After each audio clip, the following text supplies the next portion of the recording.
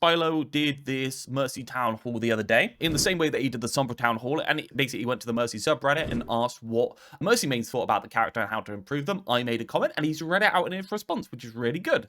I'm very proud of him. I'm very proud of him. He's listening to the people that matter, clearly, and I thank him a lot for that, honestly. Good old Boldo. If I were to ask you what is the most hated hero in Overwatch history, I think the answer might be kind of tricky. Roadhog, Sombra, Widowmaker? I'm not sure. But if you were to ask me who the most controversial hero is, by every metric both loved as much as she is hated, the answer is easy, and it's Mercy, with a community that's been around for 9 years since the game's release. And now with the inclusion of hero bans into the game, there's been a lot of people that play the game consistently not able to play the game in competitive mode. And so the question is this a good thing? Is this finally bringing to light Mercy's plight, Mercy's difficulty for so many years? And something that may not be fully understood is that Mercy players, Mercy mains themselves, are not happy with her state. So surely there must be some common ground between people that hate Mercy, people that love Mercy, people that play Mercy regularly, and people that just don't ever want to see her in her game. Today we're going to be round 2. So from my personal perspective, I was, and I think people know this, I was a Mercy main for about a year back in Overwatch 1. I basically only played Mercy. Honestly, university was really stressed and I just wanted something to unwind.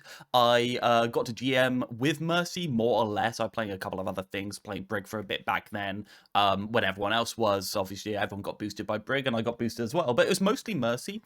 Mercy Zen Brig. It was mostly the angle supporting healers back in the day. And I think that Mercy has been completely and utterly gutted to the point where I cannot even stand 5 minutes on her right now. And I think Mercy players don't know why, and I think they're all clueless, quite frankly, because I never see them talking about the right things. I always see them talking about something else, and I honestly think there's quite a lot of Mercy players just quit the character because the character doesn't feel the same anymore, and they don't really have a good reason why. But I have the reasons. I know why, so we're going to talk about it. Of our quote-unquote town hall series, where we take a look at a controversial hero in Overwatch's history and talk with multiple experts on the subject, people that both hate and love the hero, and see if we can find some common ground that may be able to give us some direction with what the character needs moving forward. And surprisingly here, I think the people that both hate and love Mercy are on the same page here. Big shout out to everybody that was involved in this, including r/Mercy mains, who gave not only some very insightful and thoughtful feedback, but gave me so much feedback that I wasn't even able to go through all of it on stream. Let me know what you guys think in the comments. Fingers crossed for Mercy's future.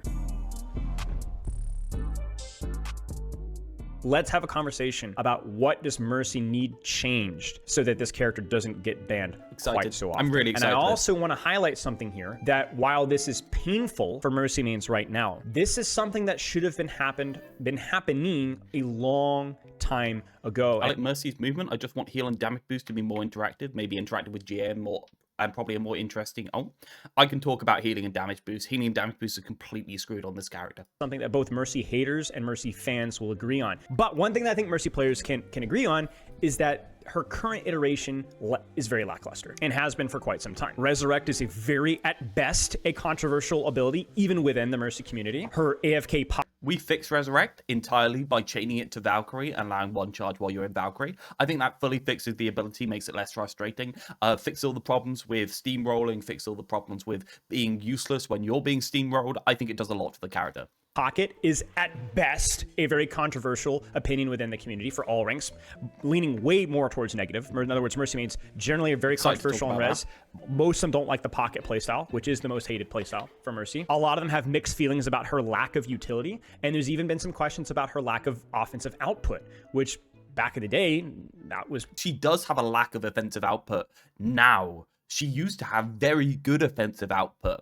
She doesn't anymore. It's really interesting here. People always miss the point on Mercy. Part of her identity, and you'd have been, shot at dawn if you said otherwise. But the problem is that she is basically being purposefully gimped because she is so incredibly toxic and abusable when she isn't weak. So she's being banned everywhere.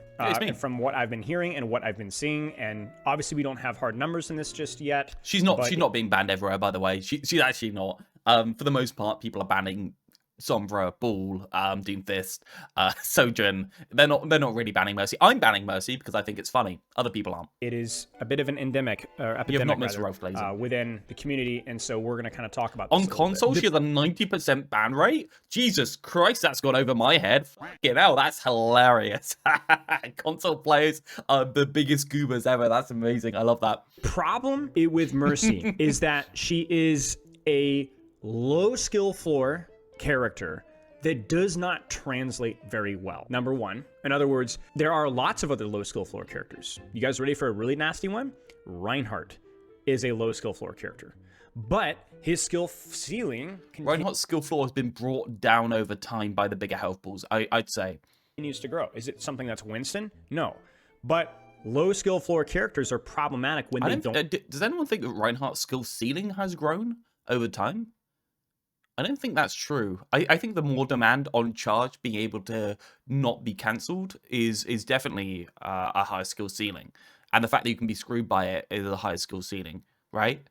Don't scale well because they fall off much harder later on. So then you have a character that just isn't viable at all in high ranks. Not just situational, but just not viable at all. Now I know, oh, but other games do it, other games. Yes, I understand that, but it doesn't it's not a necessity for you to have a low skill floor character that doesn't scale well. The other thing as well, and this one is going to be my most controversial opinion, I think, today, but I think it's an important one because even if I don't agree with it, which I do, but even if you don't agree with it, it is a problem, and it is why she's agreed entirely. Being able to cancel is a new skill. Double fire strike gives more potential if you're bad at fire strikes, you're losing out on more value. How much skill is in a fire strike though? Realistically, it is a predicting projectile, but realistically, right? Like, is there that much definition between having 1 and 2? I mean, it's a big projectile, and you kind of just like shove it in the general direction of the enemy. You don't really get that much value scaling off it. So like, they lower the skill floor, but also increase the skill ceiling at the same time. I don't think making ping cancelable is a new skill. I mean, sure, it's different. I think it's actually a downgrade in the total skill ceiling and skill floor for the character, right? Just being able to have that free movement, just being able to press it again and be absolutely safe, obviously brings down the skill floor. But at the skill ceiling, are you really doing interesting things with charge cancel that you weren't doing before? No, you're just kind of like pinning when you've got a resource advantage still, right? You just don't have to hit it. So I don't think that's true. It's being banned. I almost said why she's being murdered. I don't know where my brain was going with that. It's because Mercy does not teach transferable skills. You don't need to avoid unique playstyles. Let me give you guys a good example. Venture, okay? Wrecking Ball, Lucio, very unique playstyles. Unique mechanics, projectile speeds, positional choices, lots of unique things that they do. But there is some mechanical demand, even if it is unique. There are a lot of positional decisions. There are unique mechanics to the There's not very many positional decisions. I'm gonna be honest. There's no mechanical demand on Mercy right now. There's very low amount of decision density in the amount of times you have to change the beam. You are mostly just, if somebody's at full health, damage boosting. If somebody's not at full health and they need to be healed, you're healing them. That is your decision making process. And then you work out who's the most important person to heal or damage boost, and the answer is the person that is most active. There's very rarely a decision to be made between left click and right click in this game on Mercy that is not played out for you. These are not even close to even. In fact, I'd say nowadays they are used in different situations than they were before, and the character is definitely a lot worse for it. The character, of course, but then there's also some cooldown management and cycling, right? But those things are transferable. If you have a high-level Mercy player, that Mercy player may not have as many positional cooldown management or mechanical skills in comparison to the supports. Now, I'd argue that Mercy at high rank before actually had a comparable amount of mechanical skill in terms of movement and planning and prediction and even a little bit cooldown management, right? I'd argue that they actually had that before, but I don't think they did. I'm not saying Mercy doesn't require position. Again, we're going to avoid hyperbole today. Obviously, high-level Mercy demands a lot. Any high level, but compared to other even unique heroes. I don't think high-level Mercy requires a lot. Just straight up, I don't think it requires a lot. I just don't think it does. Don't get me wrong, I mean, the game requires a lot of the high level, but I think in terms of loads of characters compared to each other, Mercy requires by far the least amount of stuff from people. In fact, Mercy just is incredibly boring, in my opinion, right now. The hard part is Mercy never needed to be this. Mercy never was this. Mercy is this now. And that's really problematic. With the short cooldown on Guardian Angel, even her positioning isn't that important. My prediction for this, and I have not pre-watched this, I've only clicked through to see that he responds to my comment, is that the Mercy mains will be saying they need more movement when really what they need is more restrictive movement and the ability to use it more often. I actually think the Mercy should have a lower cooldown on Guardian Angel, but Guardian Angel do significantly less. Mercies right now, from my estimation, feel like they're Guardian Angeling over and sitting around for 5 seconds, and therefore they can't do shit. That's my opinion, and therefore you can't use it. Is the conundrum that every single skill in the game, if you make the cooldown big enough, people will by default save it instead of using it aggressively. And I think Guardian Angel's really put itself into that pocket just by making the mobility on the ability so ridiculously high that Blizzard cannot make it have a lower cooldown, which I think is what it needs. She just doesn't. A high-level Venture, high-level Wrecking Ball, high-level fill in the blank. They're going to have more experience with general skills. The reason why this is bad is not that I'm necessarily against one-tricking, but it means that Mercy can be a very swingy character, not just in her kit design. In other words, Mercy's really good and maybe poke situations, very bad in dive. That's a separate issue. But a Mercy player banned out or unable, or two Mercy mains in the same team, he's right, is disproportionately more a problem than any DPS combo in the entire game. I'd agree entirely. Banning Mercy is actually a very valuable pick if there's Mercy in the game. Like, a really valuable pick. And this was completely avoidable. Mercy had transferable skills in a kit, but they've been systematically removed from a kit in order to make a lower skill floor for Overwatch 2 over time. And there's obviously like two different things that I'm going to talk about. One is the movement, one is the Season 9 changes in general. Season 9 changes completely removed all choice between left click and right click. The Overwatch 2 changes completely removed all skill input into movement that Mercy had in terms of planning or risk or anything like that, and made it so that Mercy shouldn't be risking. So basically what Mercy does now is she sits at the back of the team, she damage boosted when people are at full health until people don't want to shoot anymore, and then after they unpeak, she heals them back up. There is never a time where there's an Ashe actively shooting somebody where you want to be healing them. There you go. That is the simple answer, guys. Has anyone played Mercy recently? Try unbinding your damage boost. It's never going to work. Venture one trick with Venture banned is more likely to have transferable skills to other things within the damage cast than a Mercy player forced to play Moira or Kiriko or Lucy. See, I think that used to not be true. I think that used to not be true. I think Mercy's movement, this Guardian Angel having maybe 30 degrees of movement, I'll just describe it here. I'll bring up a pen. I'll describe what I'm talking about, because otherwise people are going to be a little bit confused, because people haven't seen old Mercy movement because it's been a while. Mercy movement right here, right now, is this. This is Mercy movement. Okay, look in a direction, press the spacebar, go in that direction. That's Mercy movement now. Mercy movement before was Guardian Angel in the direction, and then drift left and right. Just drift left and right. That was all you could do, maybe 30, 45 degrees away from the place you looked at, and you basically had to glide around corners. And essentially what this did is it enabled you to have a shorter Guardian Angel cooldown, because every Guardian Angel made you commit. It's like a fade, right? Fading into the enemy team's backline puts you in the enemy team's backline. Using Guardian Angel now has no impulse to where you're going to end up on Mercy.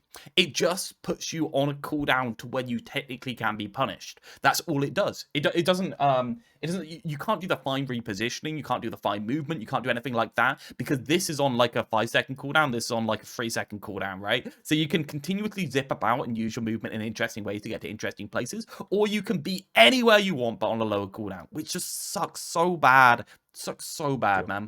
And that's the problem here. So you have an issue here where Mercy's niche is so unique in such an untransferable skill way that you create problems where that's where a lot of the hate comes from. I'm not saying that we should have homogenized, everything's the same, everything has to shoot, everything has to aim, everything is murder. No. We're going to try to, I think, kind of be sensitive to that opinion here today, you know, and create. I think that you can have skill scaling that is not murdering. I think that there is skill scaling defined in Mercy's kit, and the skill to value scaling from Mercy is completely screwed up right now, and we need to fix it in order to give transferable skills to the character. I think we both agree on that. Provide value that don't necessarily require mechanics or require unique mechanics. Part of this debate is pointing out the reasonable concerns as well, right? There is nuance here. and so we have to find out. So Valkyrie boring ult to play. A lot of this is more opinionated here, so this is just some of these are more my opinion. You're talking about Moira. Moira isn't a problem because Moira got hit just as hard by the Season 9 changes as Mercy did. Moira got hit really bad in terms of the ability to actually be able to kill. The 225 health for the character is exactly the same. You do not want to be aggressive on Moira anymore unless you are full committing into a full trade with the enemy team's backline. There is very little value now to get from going into the backline, distracting with right click and fading back to main, compared to what there was before. That's the trouble. You actually are able to put out a lot less consistent pressure on the backline by off-angling, and therefore Moira's a lot less irritating to people. And a lot more boring to play, I'm going to say. A lot more boring to play. At the time, low direct impact in the battlefield, very little transferable skill. Movement has gotten easier. So let's just read these. Damage boost is low effort and high reward. Pushes breaking points of certain skills. I agree. I think damage boost is broken because of the Season 9 changes and the bigger health pools, leading you to, if somebody peaks an angle at full health and is active, damage boost does more than it did before. I think damage boost is at least 5% more effective right now while the person is active than they were before, because people by default are active in bigger and bigger chunks. Since when they have downtime, they have a lot of downtime, they use the uptime as much as they can. So basically what you're doing is you're juggling full health damage boost targets all of the time. So basically, you do have to choose who's up. That's a skill. And I think the breakpoints, honestly, we've done a lot of moving about breakpoints. I think that's why it's frustrating for people. I agree with that. But I think the more pressing point is that damage boost is being used more often because Mercy has no aggressive pressure from the healing. Therefore, they have to be damage boosting. Resurrect, broken, certain comps easy, others hard, low frequency abilities, so high impact but boring to use, so situational. Just tie it to Valkyrie and make it have one charge in Valkyrie. It's not that fucking hard. Good job, by the way, Tiefling, for working that out. Pocket playstyle, very simple, little nuance on how it's executed. Takes away the fun part of the kit, the movement. I think this is one thing that you're going to have to deal with. I think you're going to have to deal with it. The trouble is, what Season 9 kind of did is it made it so that moving people out of angles is something that is harder to do, but lasts for longer once you've done it. Therefore, Mercy can't be as active in just keeping the person in the angle. So what's happened is, instead of previously, somebody would, let's say there's a corner here, somebody would peek the corner where Mercy on them. Mercy would 50-50, depending on... So 50-50, depending on what the Mercy was feeling between damage boost and healing. Now, when somebody peeks that corner, Mercy damage boosts until the person is 10 HP. Every single time. And that just massively increased damage boost uptime and massively made this pocketing playstyle more bullshit. Now, I will agree that having this pocketing playstyle where you can keep the person up for a ridiculously long time was one of the reasons why hitscan characters like hitscan Hanzo with a Mercy pocket, hitscan Ash with a Mercy pocket was annoying previously. But I think now this has shifted from holding somebody in an angle and the person actually being good at AD strafing around the angle and using those resources. I think that shifted into just fucking murdering people with the damage boost now. I think that's shifted completely. And I think ironically on this one, with this one here, you actually have a lot more ability to move someone out their angle in a fast way with chip. And on this one, I'd say the old version, I think there's a little bit the new version, I think there's a little bit more impulse for tanks to do it, whereas in this version, I think there's more impulse for DPS to do it. So I think DPS deal with this style of 50-50 better because the lower health persons being hit by breakpoints and other things like that, they're being threatened to die instantly at a higher health pool compared to their total. Whereas on this one, DPS struggle a lot more to actually make the person unpeak without a tank dealing with it to move them out of position. I will say the tank dealing with it is also more impactful. I think this version is better for everyone. I think this version is worse for everyone. Damage boost was made worse by Season 9 changes, but it was a problem long before. Unless they're playing dive, you can also really ego peek when Resurrect is still up. Yes, I mean Res has always caused problems. I think Resurrect is a problematic ability that shouldn't be steamrolling and other things like that. Valkyrie is boring ult to use and play with little exception. Yes, I think part of that is the lack of tempo you can actually get in the game through damage boost and through healing. Mostly you're just getting kills with Valkyrie through damage boost rather than anything else. I think the fact that it is moved so far in terms of damage boost compared to healing means that your healing impulse from Valkyrie is like basically nothing right now in terms of pressure. Low direct impact on the battlefield. Yes, I agree with that. Always a fan of movement, especially if that movement is skillful. So I don't really have a problem with that. Reversion slash rework movement to encourage skill slash nuance, reward skill. Super jump too easy. Vertical movement unfun. SFX for Guardian Angel speed. Passive pointless. Yes, I agree with all of these. I think the movement needs to be fixed. I've seen others mention old movement before. I've gone through loads of Mercy stuff, and I think it's a 1 to 10 ratio of people actually mentioning old movement as an actual thing to fix the character. I've gone through a load of Mercy content. I'd be interested to be at a link to who's actually talked about it, because I've looked for loads of people and I can't see any of it.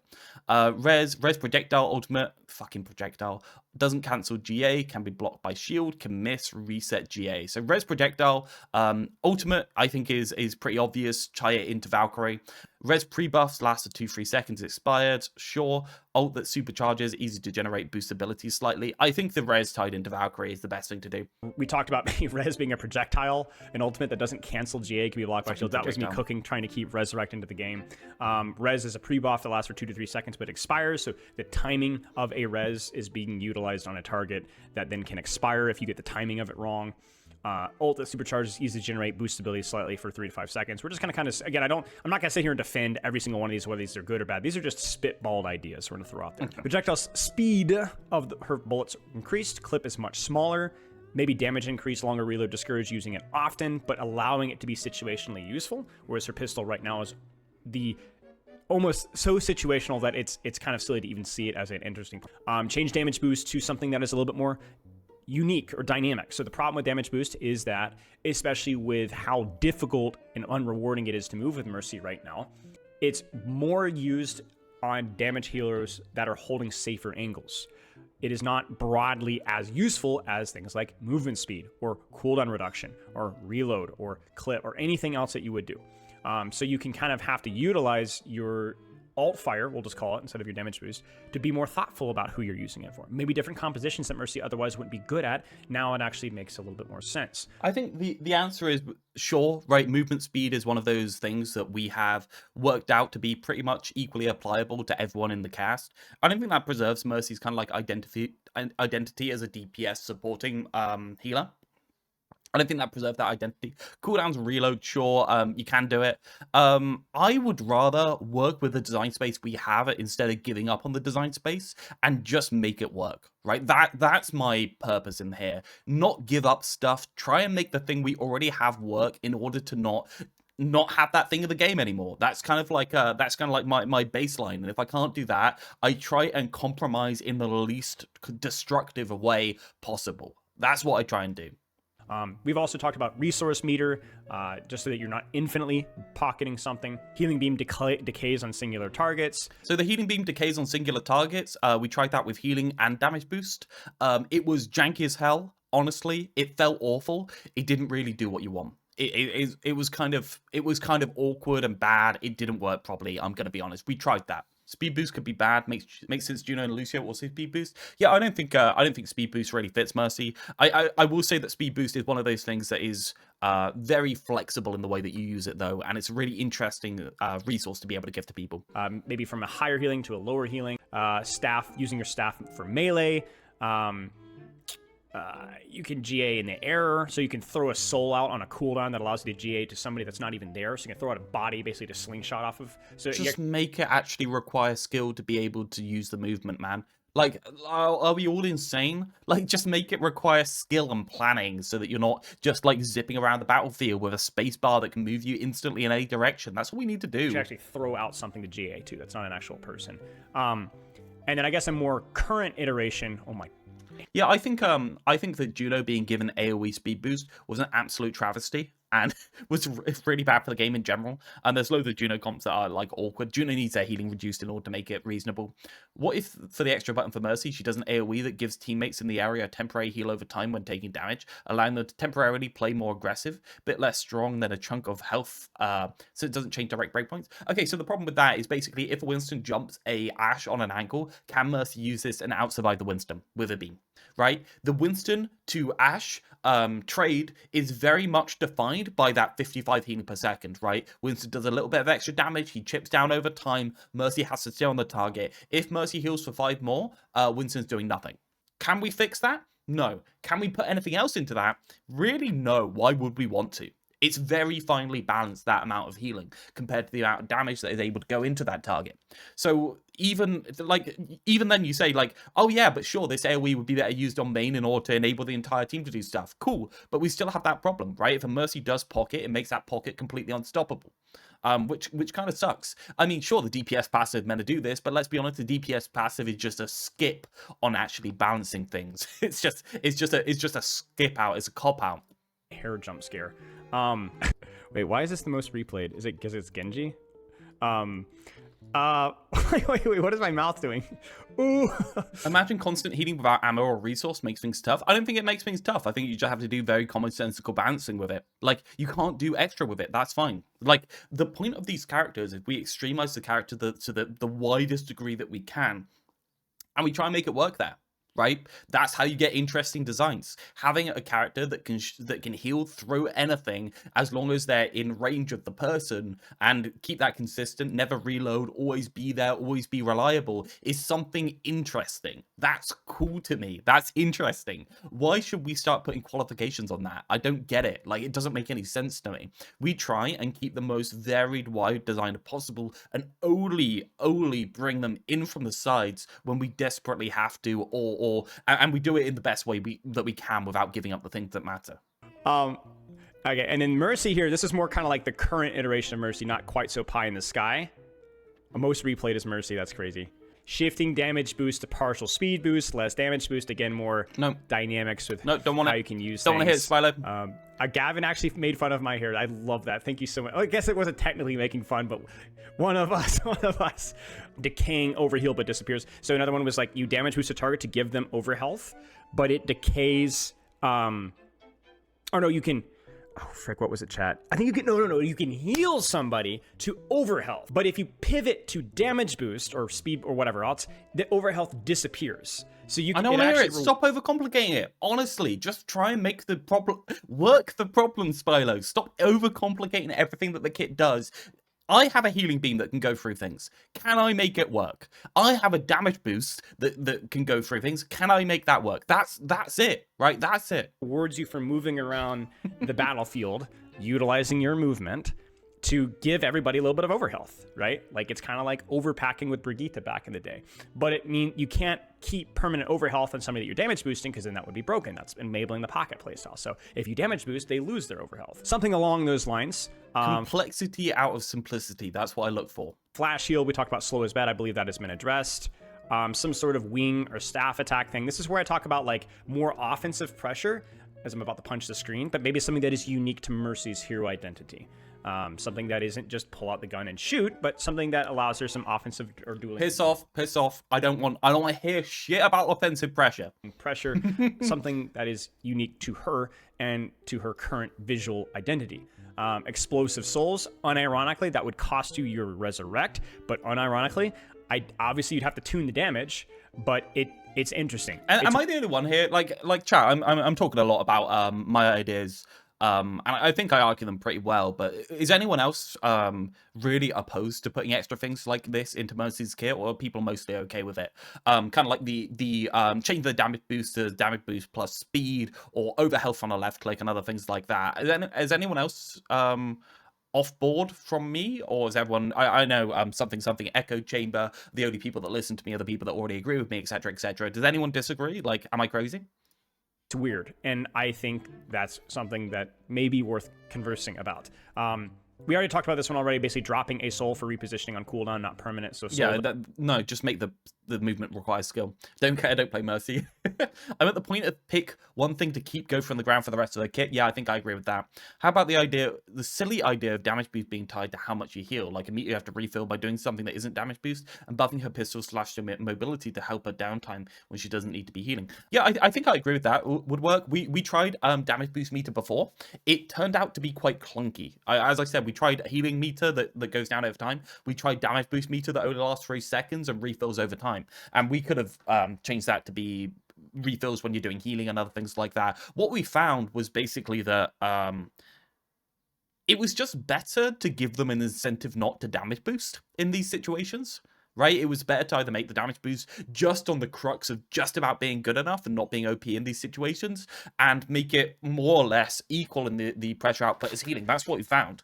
I just don't think people kind of understand this. I think a load of new Mercy players have come in, saw what the character currently is, and then just extrapolated that out like it was always true. Like it was always feeling so bad to be healing someone while on an angle, right? Like this, if I have had coaching sessions, right? I have coaching sessions, and I remember back in the day, Temporal. You remember Temporal? Lovely guy. He's a collegiate coach in America. He was looking at, I think he might be Canada actually. He was looking at one of my reviews, and essentially he was disagreeing with my Mercy guide. It was a while ago. I'll bring it up actually. I'll bring up my Mercy guide. How to climb fast on Mercy. Here you go. This is Baby Realth. Not really Baby Realth, but Realth before you knew about content. This is me, okay? And so I made a 33-minute guide on Mercy. And I think it's very clear on basically Valkyrie usage, using it fast, healer comps and Mercy place, ultimate charge, damage boost, off healer priority, throughput healer priority, choice between them, Guardian Angel, summary, okay? And basically what I said is, if someone's on a good angle, do you know what you should do? If they're in a really good place, you shouldn't damage boost them. You should just heal them. That's what I said. And do you know why I said that? Because you cannot trust low-ranked players to hit a shot at any one period of time, but you can trust them to be able to do an average amount of damage by being in a spot for a longer period of time and put out pressure by doing that. Right? I advise people to heal instead of DPS in these situations, right? Instead of damage boost, I told them to heal. You cannot do that anymore. If an Ashe peaks an angle and you are not damage boosting that Ashe while she's at full health, even if she's taking a little bit of chip, you are feeding. You are absolutely feeding right now. It is completely flipped. There's no healing in the mode. Therefore, there is no choice to be made when they're actually active. That only some of you guys in chat, I'm not going to say the misogyny word, okay? But some of you guys in chat are so bitter and angry and hate Mercy and Mercy players so much. You don't want a rework to succeed. You don't want a rework to succeed. You want Mercy to stay miserable and awful. She doesn't deserve a rework. She doesn't deserve love. Every change, whether it's a mechanic or a new utility or making the character stronger or whatever, you don't want that. You want her to suck, and you want her to suck forever.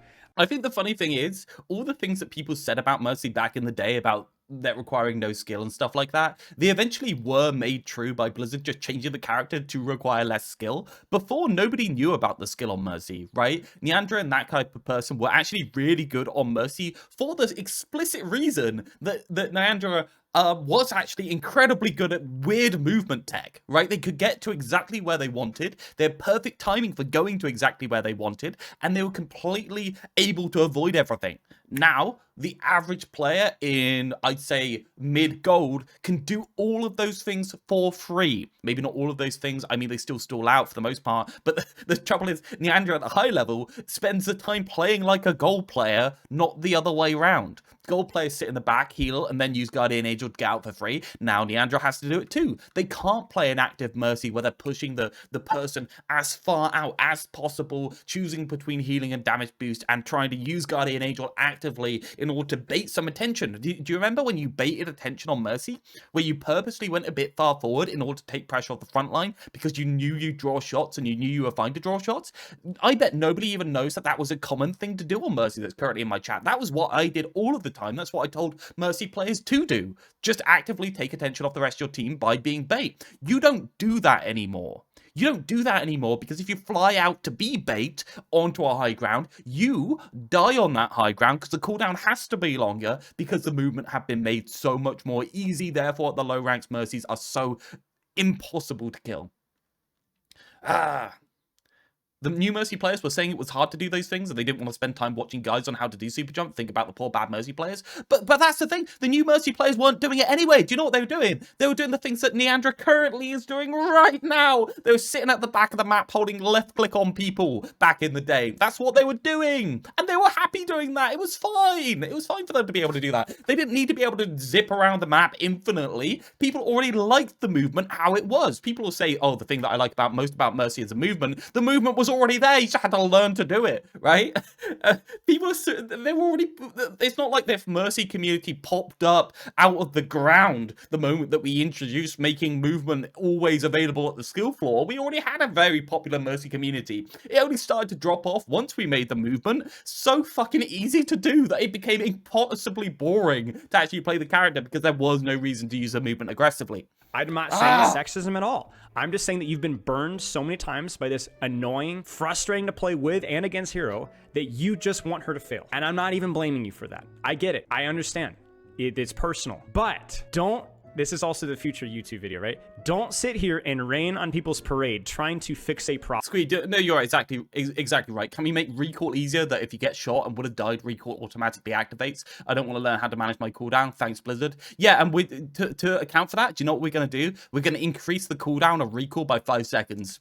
Oh, we fixed the game, guys. Right? But in the Mercy case, there is no fucking other skill on the hero, right? That was the hard bit. That was the only hard bit, apart from, like, the other part that I've talked about, right? Like, that it's so crazy that we have this character that doesn't even have aiming skill and we take out the skill scaling on the character. What are we doing? Problem with solutions that maybe you haven't fully thought out, or that maybe you don't fully agree with, or maybe you don't fully understand, because it is, these people play the game too. And as long as we're being productive and admitting the weaknesses and problems of the character, your opinion is just an opinion. And so don't go, oh, Mercy doesn't, oh, now can you imagine how cancer. I like Mercy and Moira, by the way, so this ain't me. I just ban Mercy and Moira because it's funny. You know, the bronze Mercy means exploding souls. Shut up. We're trying to fix the problem. Some of you don't want this to succeed. Some of you don't care if Mercy is forever bad. You just prefer to complain about the 1 in 20 games where you have a Mercy main. Oh, and you can type angrily. It's always funny to see all my old ex-viewers in Spilo's chat that never turn up. Look, fucking August used to be in chat loads of times. That's your friends. That's okay. I understand. Most of the time. You're frustrated. You deserve to be frustrated. She's been a plague. I think if you honestly had to pick Overwatch's most visibly, to be fair, I'd also watch Spilo if I had enough time. Problematic character in history, it's easily been Mercy. Maybe Roadhog's up close, but it's... Yeah, your resource meter idea, Maxi, it doesn't work. We tried it. I'm sorry. Like, it's fine. It just doesn't work well enough. It feels really clunky, feels really awkward in practice. I'll happily put it back into pugs if you want to try it at some point. But yeah, it doesn't work. We tried it for, I think, 4 weeks before we deleted it. It's Mercy. It's definitely Mercy. I mean, if you go back to Overwatch League Season 1, all the pro players, what's your most hated hero? Everyone said Mercy. And this is the pros. 2007 freaking team. So... Yeah, I also think that early Overwatch had a problem with understanding of what a character does. And the actual depths of what you can do on Mercy actually hadn't been explored at that point, especially in 2017. People forget how long it took people to kind of realize how to use the character properly. So Mercy essentially didn't become this high-skilled character in terms of movement and shuffling and stuff like that until later on in the game. And only a couple of people were doing it at the time. So yeah, he just streams more. Yeah, you're right. Yeah, Sombra for different reasons. So I understand, but fixing a problem is experimentation. It's trying new things. It's being sensitive to both sides of things. So it's in your best interest that these conversations... I can't believe I didn't turn up on Thursday and I didn't get to talk with Gavin Winter in chat. Fuck. Shit, guys. Are being I could have insulted him. Yeah, I mean, again, in terms of Sombra versus Mercy, let's put it this way. Most controversial. I think Sombra's just hated, and there aren't enough Sombra mains for people to really care. So certainly the most controversial. Because, again, we talked about it earlier. The popularity versus hateability. Like, it is... at the top, you know what I'm saying? So these are just some of the ideas that I've spitballed. I have not spent near enough time brainstorming Mercy because, frankly, when I'm doing perk fixes or hero reworks, Mercy might be the top, but she's still one of many heroes that we were thinking. My trouble with fixing Mercy and why we can't do it in our code is that there's no way to do it. I'm trying to figure out. You've got to fix the movement. If you don't fix the movement, you can't do it. I mean, it's a lot more healthy. The healing and damage are putting out proportional pressure now, but yeah. And so today we're going to try to kind of expand our thoughts here. And idea number 2, what if alongside movement depth improvement, your damage boost would actually have fall off instead of a 20-meter string you hold from safety with instant stable damage? It would force you to maneuver a bit more. You could also make it so damage boost lingers a bit after being used to where switching targets is more worth. Sure. I mean, yeah, I'm up to that. I don't think fall off is comfy. I think lowering the beam range maybe would be a better idea. Limiting it in some other way. I'm open to that. Why I'm doing this, I think it's helpful as a community to kind of, I don't know, to have open conversation and honest conversations. I walked away from the Sombra conversation understanding the Sombra mains more, and I hope that it was vice versa. It's also personal satisfaction because it's just satisfying to feel like, oh yeah, I feel like we kind of maybe not know for sure what needs to be done, but have some good ideas. And this is just stuff that I enjoy talking about. You know what I'm saying? So let's start with Realth here. Again, if you guys don't know, Realth is a Overwatch. Yay, Gavin knows my name. Gavin Winter knows my name. Woo! Woo. Wouldn't decreasing range of blue beam encourage pocketing a DPS around a corner instead of using it on a tank in the front line? Probably. Encourage pocketing a DPS around a corner instead of using it on tank. I don't know. Like, it just makes it so that Mercy is more at risk while doing it. I think that's one of the things that is probably fixed by movement as well, yeah. Coach, like myself, and amateur game critic. And he has very different opinions than me on most things, which is why I really respect his opinion, because he comes in from different perspectives. He's done a lot of I think I'm interesting to Spilo. I think that's why he pays attention to me, because I always have something to say, and I'm always arguing it in a like virulent way. Like, I'm always really out there in terms of the things that I think, and I try and be thoughtful as to other people's opinions, and still man the other person's position when I have an argument. And quite frankly, I just come up with things that other people don't for the most part. Like Maxi said, they've heard other people talk about movement. I really honestly don't get people talking about Overwatch 1 to Overwatch 2 movement. I don't see it. And I also don't see people talking in the same way about Season 9. I actually think even Spilo doesn't understand my arguments about Season 9, so yeah. Critiques on 6v6. He's a big 6v6 guy. Done some stuff on Marvel Rivals and a lot of other stuff. And I believe he's even done a bunch of reworks of individual characters as well. Okay. So this is Realth. What do you see as the vision of Mercy as a hero? Keep in mind this vision can be different from how the developers may currently see her. Let me zoom in just a wee. The formatting was awful here, like so bad I had to put an extra dot. If I didn't put an extra dot at the right place, it wouldn't split up properly. I had to use it like 15 different times in order to get the formatting to actually have a gap. It was awful, man. Really bad. Mercy should be a hero with the highest decision density in the game. In other words, multiple different things you could be doing at any point in time. Okay, chat, what does decision density mean, right? Is this a good enough term, do you think? Do I need to change my terminology in any way? I think this is pretty obvious to people, right?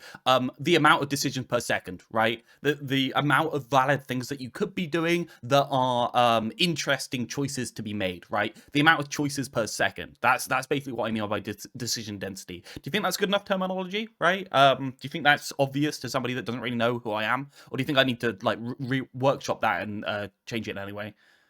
Makes sense. It seems straightforward to me. It's one of those that I've mental APM. It's one of those that I've kind of like settled on over time that I think is a pretty accurate thing in terms of communicating, but I don't know if that's true. So thank you for saying. Which one makes the most sense? Her beam priority and color should be a constant shifting minigame, and she should have to actively juggle them for maximum value. The decision between damage boost and healing should be roughly equal weighted in terms of value. I should have said pressure there. I fucked it up. I believe that the decision between damage boost and healing should be roughly weighted in terms of value and pressure. And pressure is something that makes somebody else on the enemy team do something. Pressure is this nebulous concept that is the core of all hero-based shooters apart from Rivals, because fuck Marvel Rivals, they skipped out on the most important part. Pressure. That's what I mean. I think healing and damage should be able to put out roughly the same amount of pressure. If an Ashe or a Hanzo peaks an angle, I think it should be a 50-50 shot whether it is the best to be healing that person or damaging that person, even when that person's on 90% HP, right? You should also require a constant understanding of the playfield in order to optimize these beam priority choices by making calculated risk decisions on GA usage. That's a current problem with Mercy right now, is that a lot of her movement is wasted because you are not rewarded or encouraged to move. Yes. And I think you are rewarded and encouraged to move. I think you are encouraged to move, don't get me wrong. But I think that you are encouraged to move to be damage boosting somebody at full health. And if that person is not at full health, there is no reason to go to them to be able to pick them up or damage boost them. I think palliative healing and preventative healing and healing to keep somebody in an angle and stuff like that in order to be able to push yourself as far on the angle as possible, I think that has been minimized. Therefore, the actual value you can get from doing that, and therefore the amount of risky decisions you have to make with GA have been reduced over time, leading to the Niandra sitting on main problem. This was actually, I was in the vocal minority of people, don't hate me chat, I don't think moving her to 250 HP was smart. I think that, or 225, I'm sorry. because it actively punished you for actively taking risks. I think there were other things that they could have done to nerf Mercy's output, but I think actually making her more fragile was the wrong. They made her more fragile because in silver, gold, and even plat, people don't shoot Mercy.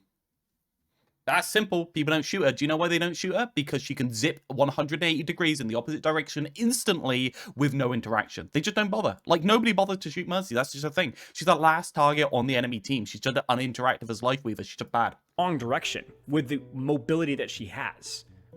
In order to skirt as close to the line as possible, and the movement should be... It's a Malga thing where it's a lot easier to just stick with watching something simple and consistent, like pocketing with damage boost behind a corner, rather than risking anything. Yes, I think I agree. And because of that kind of like situation with making it so that you only really want to damage boost people when they're at full health, when they're active, and not be healing them because it's such a long downtime to heal them back up to full or constantly heal them in the angle provides less value. You're incentivized less to go on deep angles as Mercy. You are incentivized to kind of like stand on main. The 225 health does cause a problem with that because it's a little bit more risky to do these things. But I think more important, the fact that GA is on a longer cooldown and does more rather than being on a shorter cooldown and is harder to use and does less is very impactful towards discouraging doing interesting thing with the character. It's the same as Ram.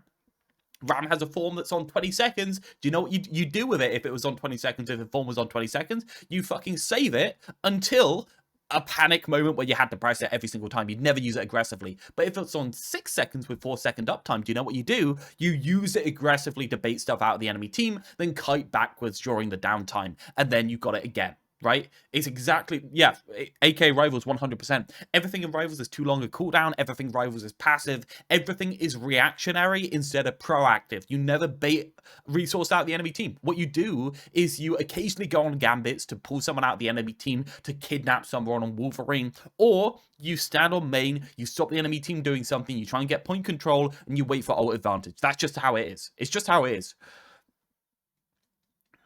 Me waiting for someone to walk near me so I can instantly diamond form and kill them. Yeah, 100%. 100%. With the mobility that she has.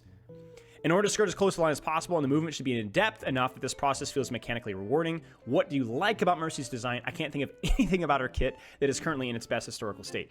Can anyone think of anything about Mercy's kit that is in its best historical state? There is very little things in Mercy's kit. Maybe the res, but that's probably small beans, right? I don't think we're happy about the res, right? And maybe that was a little mean there to say apart from the res. But I think that gets really my feeling. Wit skin, fair enough. Her passive regen, I don't think her passive regen is that better? Is healing when you heal people better than? I don't think that's. Yeah, I think that's smiley face was you conning me. Small quality of life stuff. Yeah, probably small quality of life stuff. Yeah. Youch. What do you like about Mercy's current... I should have put there about what my experience on Mercy and what I've done. Again, I was a Mercy main for about a year. I only played Mercy for about a year. I didn't bother to play pretty much anything else apart from a bit of Brig and a bit of Zen when I could. But I was a vibe healer. I loved vibe healing. It was lovely. Current design, skill to value curve. Okay, spicy. I told you guys. I'm going to make it very clear. Skill to value curve, that's all I care about. Realth is not going to agree with necessarily common opinions. I love Spilo countenancing it. I wonder if he read it beforehand. He's not going to agree with common opinions. He said it, not me. Just doesn't care. So I think that's very respectful whether you agree or not. Mercy cannot be fixed until her movement skill curve is addressed. When Overwatch 2 launched, they gutted all planning, prediction, mechanical skill, timing, and anything else interesting about her movement by allowing her to instantly zip in the opposite direction by looking that way and by automating the super jump. So basically 100%. Those two things, making it so that pressing the spacebar moves you in that direction, and then automating super jump. I think automating super jump matters less than allowing you to just zip in the direction by pressing the spacebar.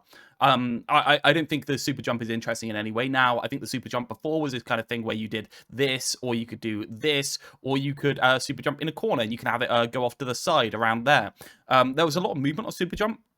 A lot of fine control on the ability. I kind of agree that the ability was too awkward to use, not too difficult to use, but too awkward to use, and maybe it could have been changed there. But the thing that really matters is this, right? Instead of this. That's what matters. This thing here, where you change like 160 degrees in the press or a spacebar, is fucking awkward. Like, I'm gonna just load up some old Mercy gameplay. Mercy Niandra. I'm just gonna show, because I think there's gonna be like one or two people here that kind of like understand what I mean, but they haven't seen old Mercy gameplay.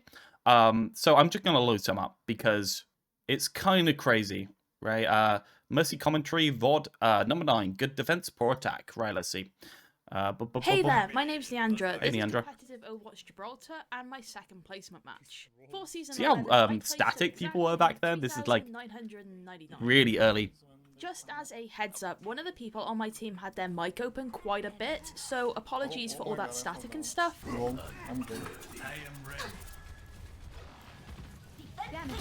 Damage boost heal, a little bit of juggling, they'll Mercy them. We'll see if they actually ever use GA aggressively. This is obviously before people learn to use GA aggressively. You see that? You see that, guys? That bit there? Okay, real slow. We're falling backwards. GA. Cancel GA. Cooldown there. You see that cooldown? You see that cancel? You can stop the movement, but you can't do anything there. You can't. Now, it would be, what you do is you go there, then you zip that way, and you'd have 3 seconds downtime. Right? You'd have a shitload of downtime. Up here. You see that? They went up. They went up and they drifted over this way. You see that movement? That's something you actually had to control back in the day. Now, you can just go wherever you want.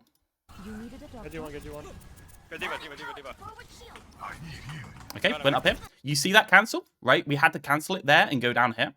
You don't have to do that now. You don't have to do any of that. There is no optimizing the movement on this character anymore. They're camping the point. And this is way before Niandra actually learned to use Mercy properly. Let's see if there's any newer stuff. Is that Rescue Rest worth it? 222 Rollock. Maybe that has some B-roll. It does have B-roll.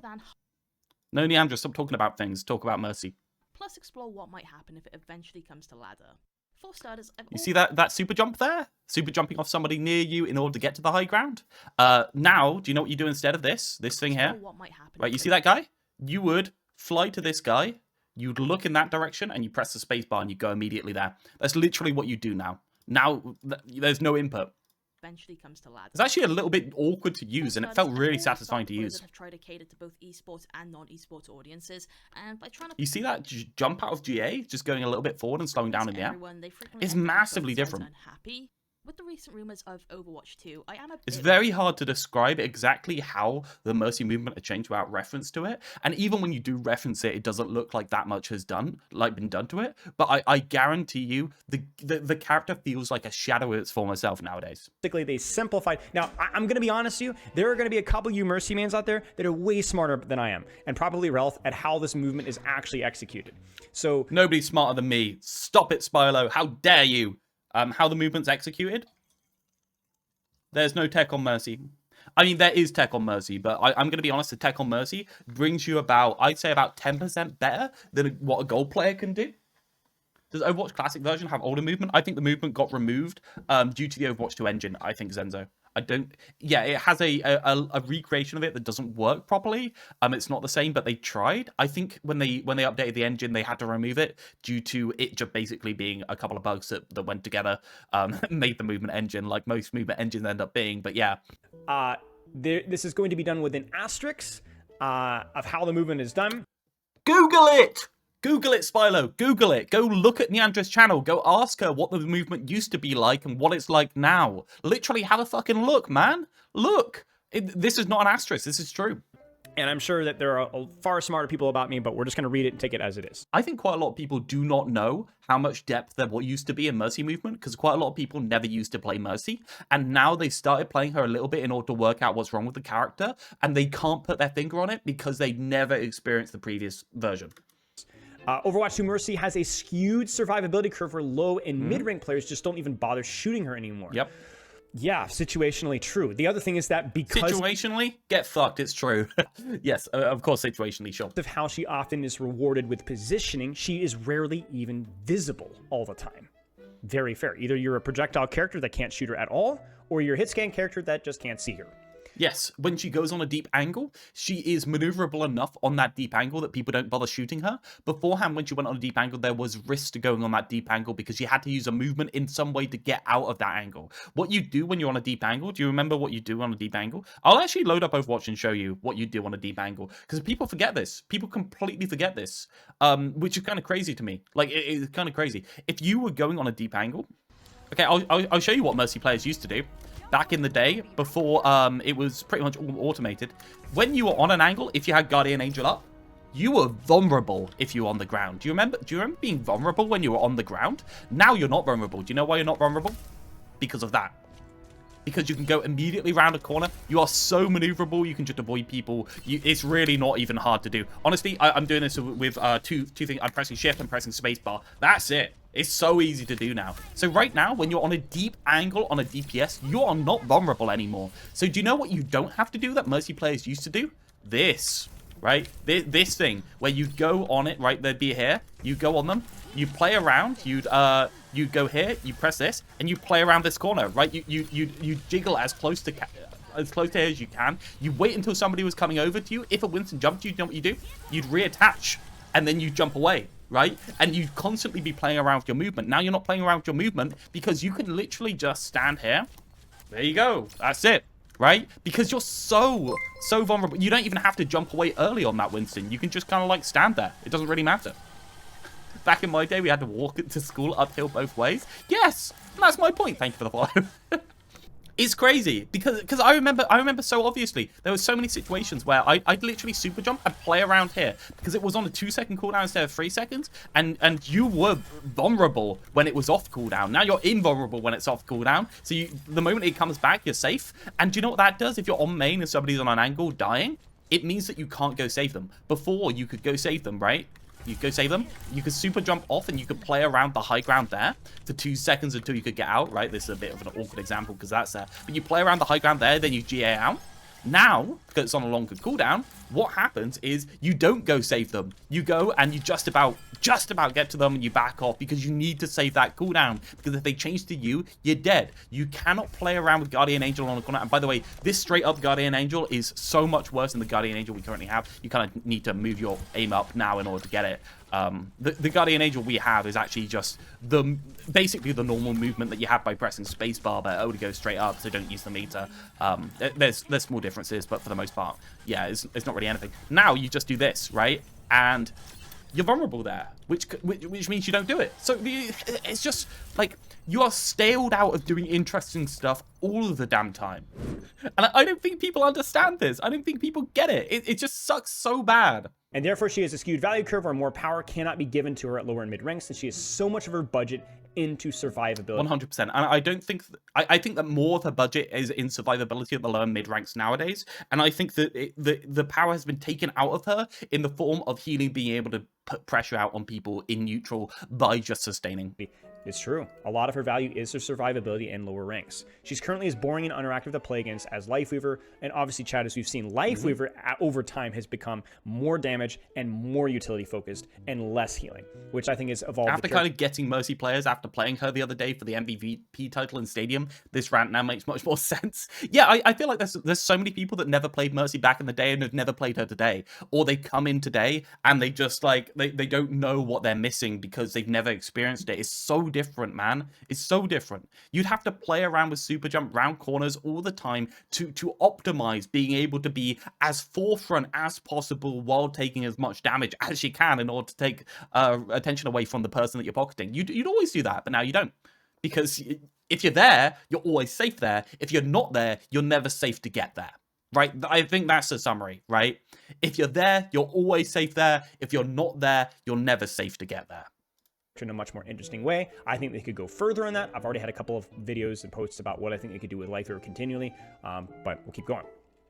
Not being able to triage heal effectively, so I end up kind of hiding on the ground. Yep, well, there you go, hiding on the ground, exactly.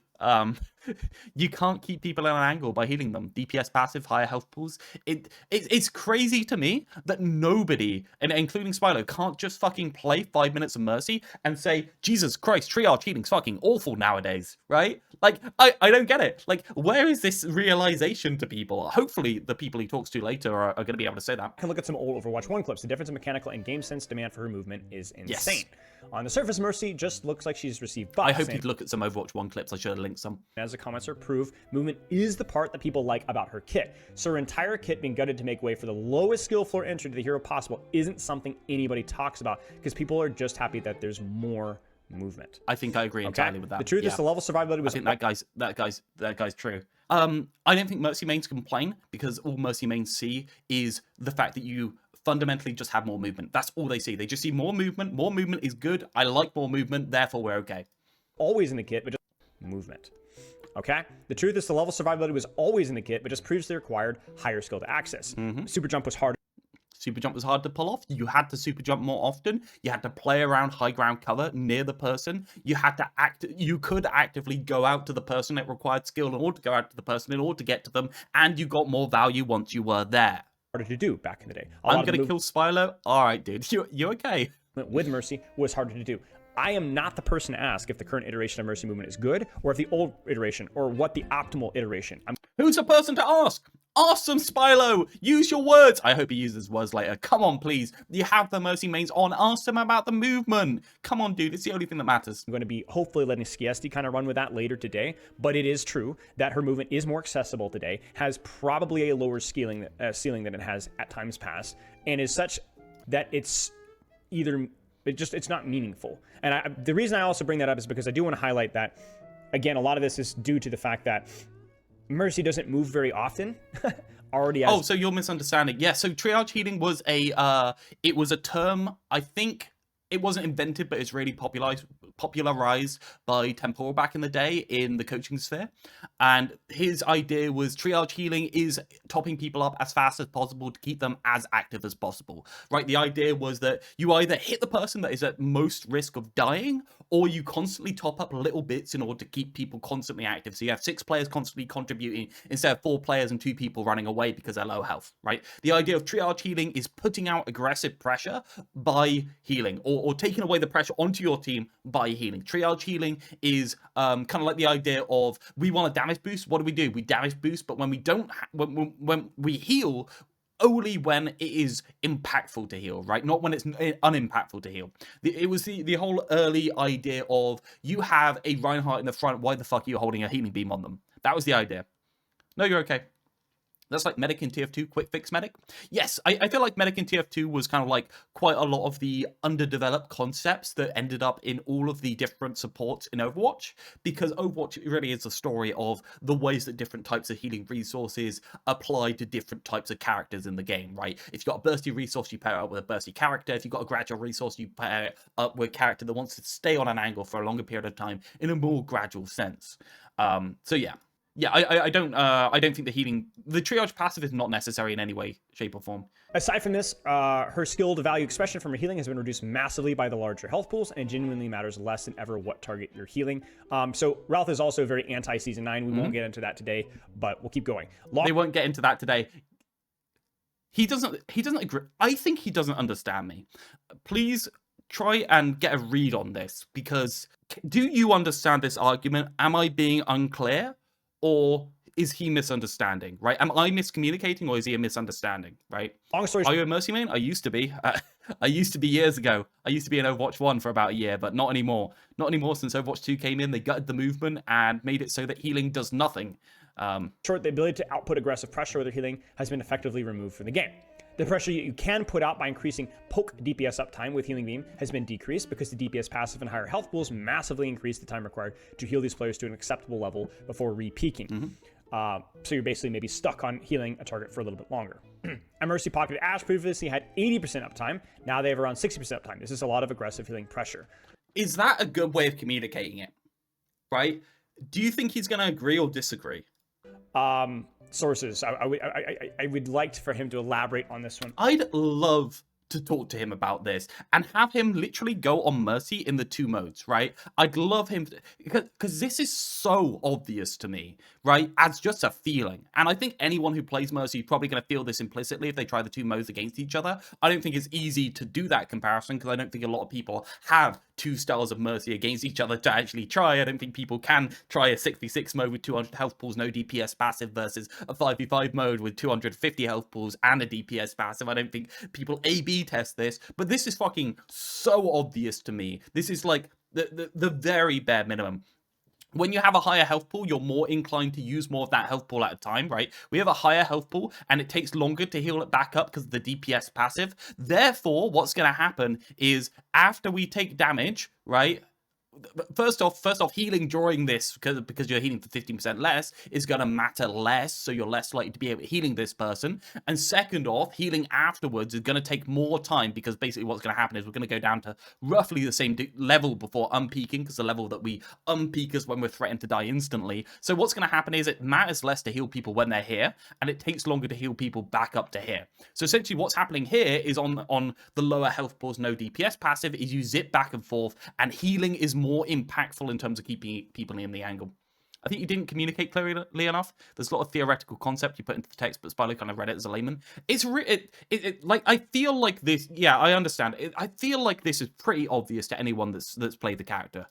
Is this appropriate communication? Do you think a layman would understand this? Summer, do you understand what I'm saying here? That the season 9 DPS passive and the higher health pools has made it so that healing people on an angle has them have less uptime in general? I understand. It's so weird to me that Spilo's such a good communicator, but like this one right here, he just doesn't get. It's so weird. Mercy is bad and bad. Okay, he's just trolling me. A little bit more, but we'll keep going. Essentially what this means is it just means when you take poke, it may take you longer to get that target back to full again, which... Yes. Or if you hold left click on someone while they're shooting, they lose health over time. Right? Is that a better way of describing it? Before, when you hold left click on somebody while they're shooting, their health stay at full. Now it go down, right? So healing does less. Is that fair? It takes longer to heal DPS to full, so you can't bounce around as often. Is one way of expressing it to the layman. I feel like I don't know. I don't feel like I need to express it to the layman with Spilo. At least I shouldn't have to, right? Like, I don't know. Like, should I just play a Mercy game and hold down the left click on people and show you how little it does? Is that the way of doing it, right? To actually show you? I feel like maybe that's the way I should go. But then people don't have the comparison. Tricky thing, because I don't think the concept that people that take damage should be immediately back to full is necessarily a decision that the developers will agree with. I agree with that, but I don't mean immediately back to full. I mean the uptime is increased by a meaningful amount by the Mercy being there, right? I mean that you can do more aggressive pressure with healing. I don't think that the person... But there's a trade-off, right? The devs don't agree with you always being able to get someone back to full. Agreed. But having lower breakpoints while the person's in that angle, if they are being healed, means the DPS can put more aggressive pressure on that person while they're in the angle. So essentially what happens is, because of the higher chance of being insta-killed by something from the enemy team's backline, or 2 bits of damage that fly out the enemy team's backline, they are more dealable without a tank. Whereas in the bigger health pools, essentially you throw a tank at them, they're invalid. Now you can get Genji dueling out a Mercy Hanzo. Genji versus Mercy Hanzo ain't even that bad a matchup. Do you know why? Because the Mercy healing proportionally doesn't do enough in order to stop the breakpoints. What it does is it allows the Hanzo to keep re-peaking when they're taking sustained long-range damage. So essentially what we're doing is we're changing the game more towards being able to threaten people from long range with DPS, or being able to threaten people in close range with DPS, versus being able to only threaten people with tanks coming into close range to move the person. Oh, it's so hard, man. It's so hard. It's so hard. And he should get this. Like, he should get this. Because I think it is a conscious choice. and the upshot of this, by the way, the reason why this is bad, the devs don't want constant people held in the angle. Do you know what the alternative is to always holding people in an angle with healing beam, right? Do you know what you do instead when people are in an angle? Instead of heal them so they can stay there, you right click them, you hold that right click until they're on lowish health, and then you leave them to go do something else. That's the alternative. Higher damage boost uptime. Right, higher damage boost uptime. And that's what's so frustrating about the character in the first place, because the damage boost is awful, right? And Is it obvious to people, if I just state this, right, that this is true? A 250 health versus 250 health duel with damage boost is more favored towards the person with damage boost than a 200 versus 200 health duel with damage boost, right? So we have 200 versus 200 DB versus 250. All other things being equal, obviously, we're going to change around the breakpoints, and loads of things have changed. DB. Right. This is more favored towards this guy than this is. That's my argument for damage boost. Damage boost does more over a longer period of time when you have higher uptime. So when you actually do peak, it does more. Therefore, damage boost is even more highly favored when someone's peaking. For instance, if an Ashe is full health or being healed by somebody else, damage boost does more than it did previously, because the Ashe has maybe 150 HP of leeway versus 100 HP of leeway, a full 50% extra uptime before they have to unpeak, because both times you'll unpeak at like 100 health if you're low. Science communicator and popularizer is a job for a reason. No, yeah, I agree. That's fair. Is this reasonable? Do you think that can just be taken without as read, or do you think that's a complicated one? Because I think these two arguments, healing is disincentivized compared to the other mode, and damage boost is incentivized while the person's at full health compared to the other mode, lead me to believe that pocketing is just as problematic in the 250 HP pools as low ranks. Hey, gorgeous. This guy thinks being a dogmatic purist thinks he's always right. Go do some work, Spilo. Spilo, somebody paying you right now. Go do some coaching. Jesus Christ. Spilo's being paid like 80 quid an hour right now to post in my chat. The pressure. Maybe added a Y and you're peachy. Okay, cool. Hopefully that's well enough explained. I'm really confused why Spilo finds this so difficult. And I think I'm just not communicating well enough. So yeah, it's hard for me because I don't really know how to rephrase it. That was my frustration the first time. I get the impression that he is not connecting with the idea more than disagrees with the idea, if you get what I mean. That's my problem. You could put out by extending the tank's pressure cycle by healing them at the right moment has been lowered massively. When tanks have a higher percentage of the resources into innate health, raw healing numbers, even if they keep them in armor, matters less for extending the cycles. In other words, it's harder to keep up a tank because as the tank health pools grow bigger, more of their survivability comes through just the raw chunk of HP and less to do with the healing sustain. See, this is an interesting one because he phrases it weirdly here. Do you hear the phrasing? Keep up a tank. I don't care about keeping up a tank. I care about a Reinhardt, right? Reinhardt, this guy, going into the enemy team and doing a pressure cycle where he starts swinging on the enemy team, right? He starts fucking hitting them with a hammer. He's at full health. He presses the left click. He's not going to stop pressing that left click until he's threatened to die or he's low enough that he has to stop, right? He's fucking going ham. I think during this, compared to a Reinhardt with like 650 health and extra armor and DPS passive minus 15% healing, right? I think during this version, Reinhardt gets less during this thing than he does at 500 health and then full damage, right? I think this version gets more from healing than this version, right? This version down here gets more from healing than this one does. Is that too complicated? Is that not being communicated properly? Do you think there's a better way to communicate that idea? That healing Reinhardt when he's doing his swing cycle gets less value than healing Reinhardt previously when he's doing his swing cycle.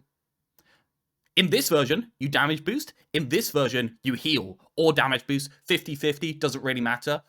You're still getting reasonable value because you're keeping him in armor. I say on this, you get maybe 5% more swing.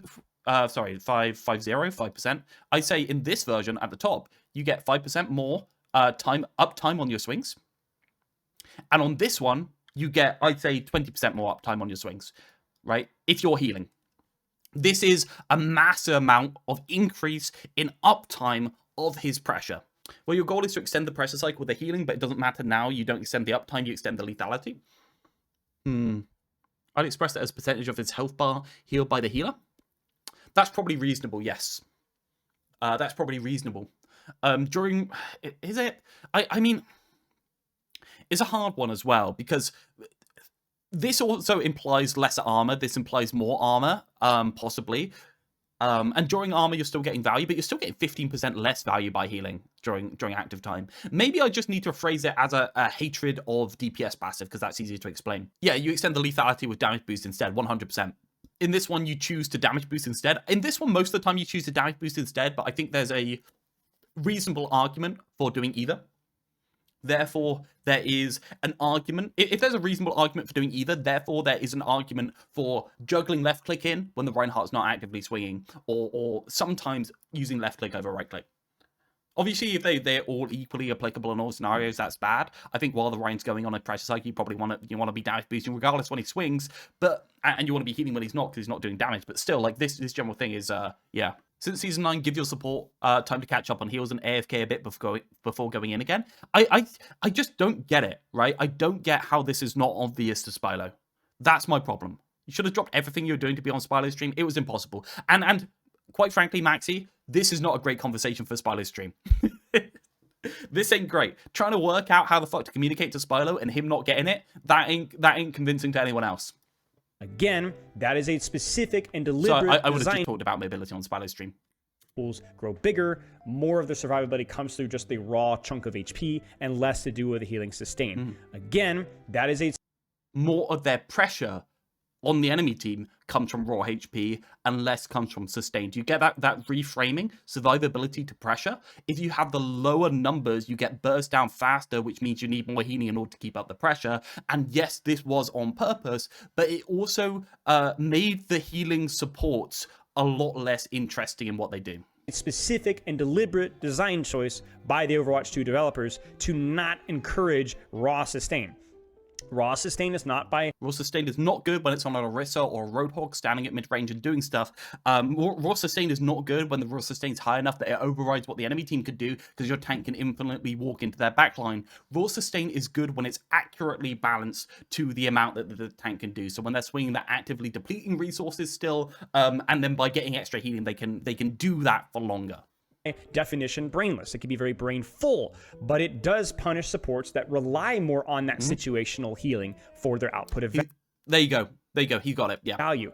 For example, a lot of the utility that we see right now from a lot of support heroes, whether it's Kiriko or Ana or whatever, fill in the blank here, even Juno, is not through raw healing, but a lot of utility. Overwatch is much more utility focused. Anti-nade, speed ring, Suzu. See, the thing is, guys, what was Mercy's utility in Overwatch 1? Apart from damage boost, what was Mercy's utility?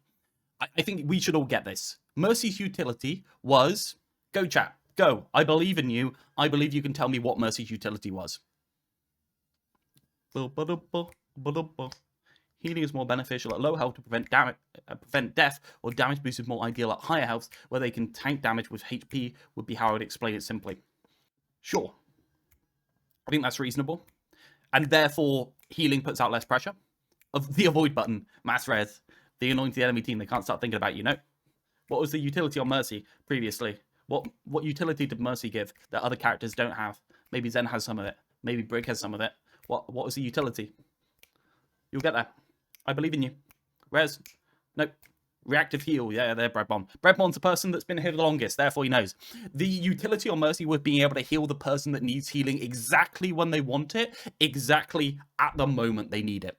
That was Mercy's that was Mercy's power, right? Instant healing. But what you do when you devalue the instant healing, and you devalue the value you can get from the instant healing, is you extract 90% of the utility that this character has. That's the utility. That's where the utility went. That's why this character doesn't work, because the utility was being able to instantly start healing someone the moment they need it, right? It doesn't have time to hit them like right click.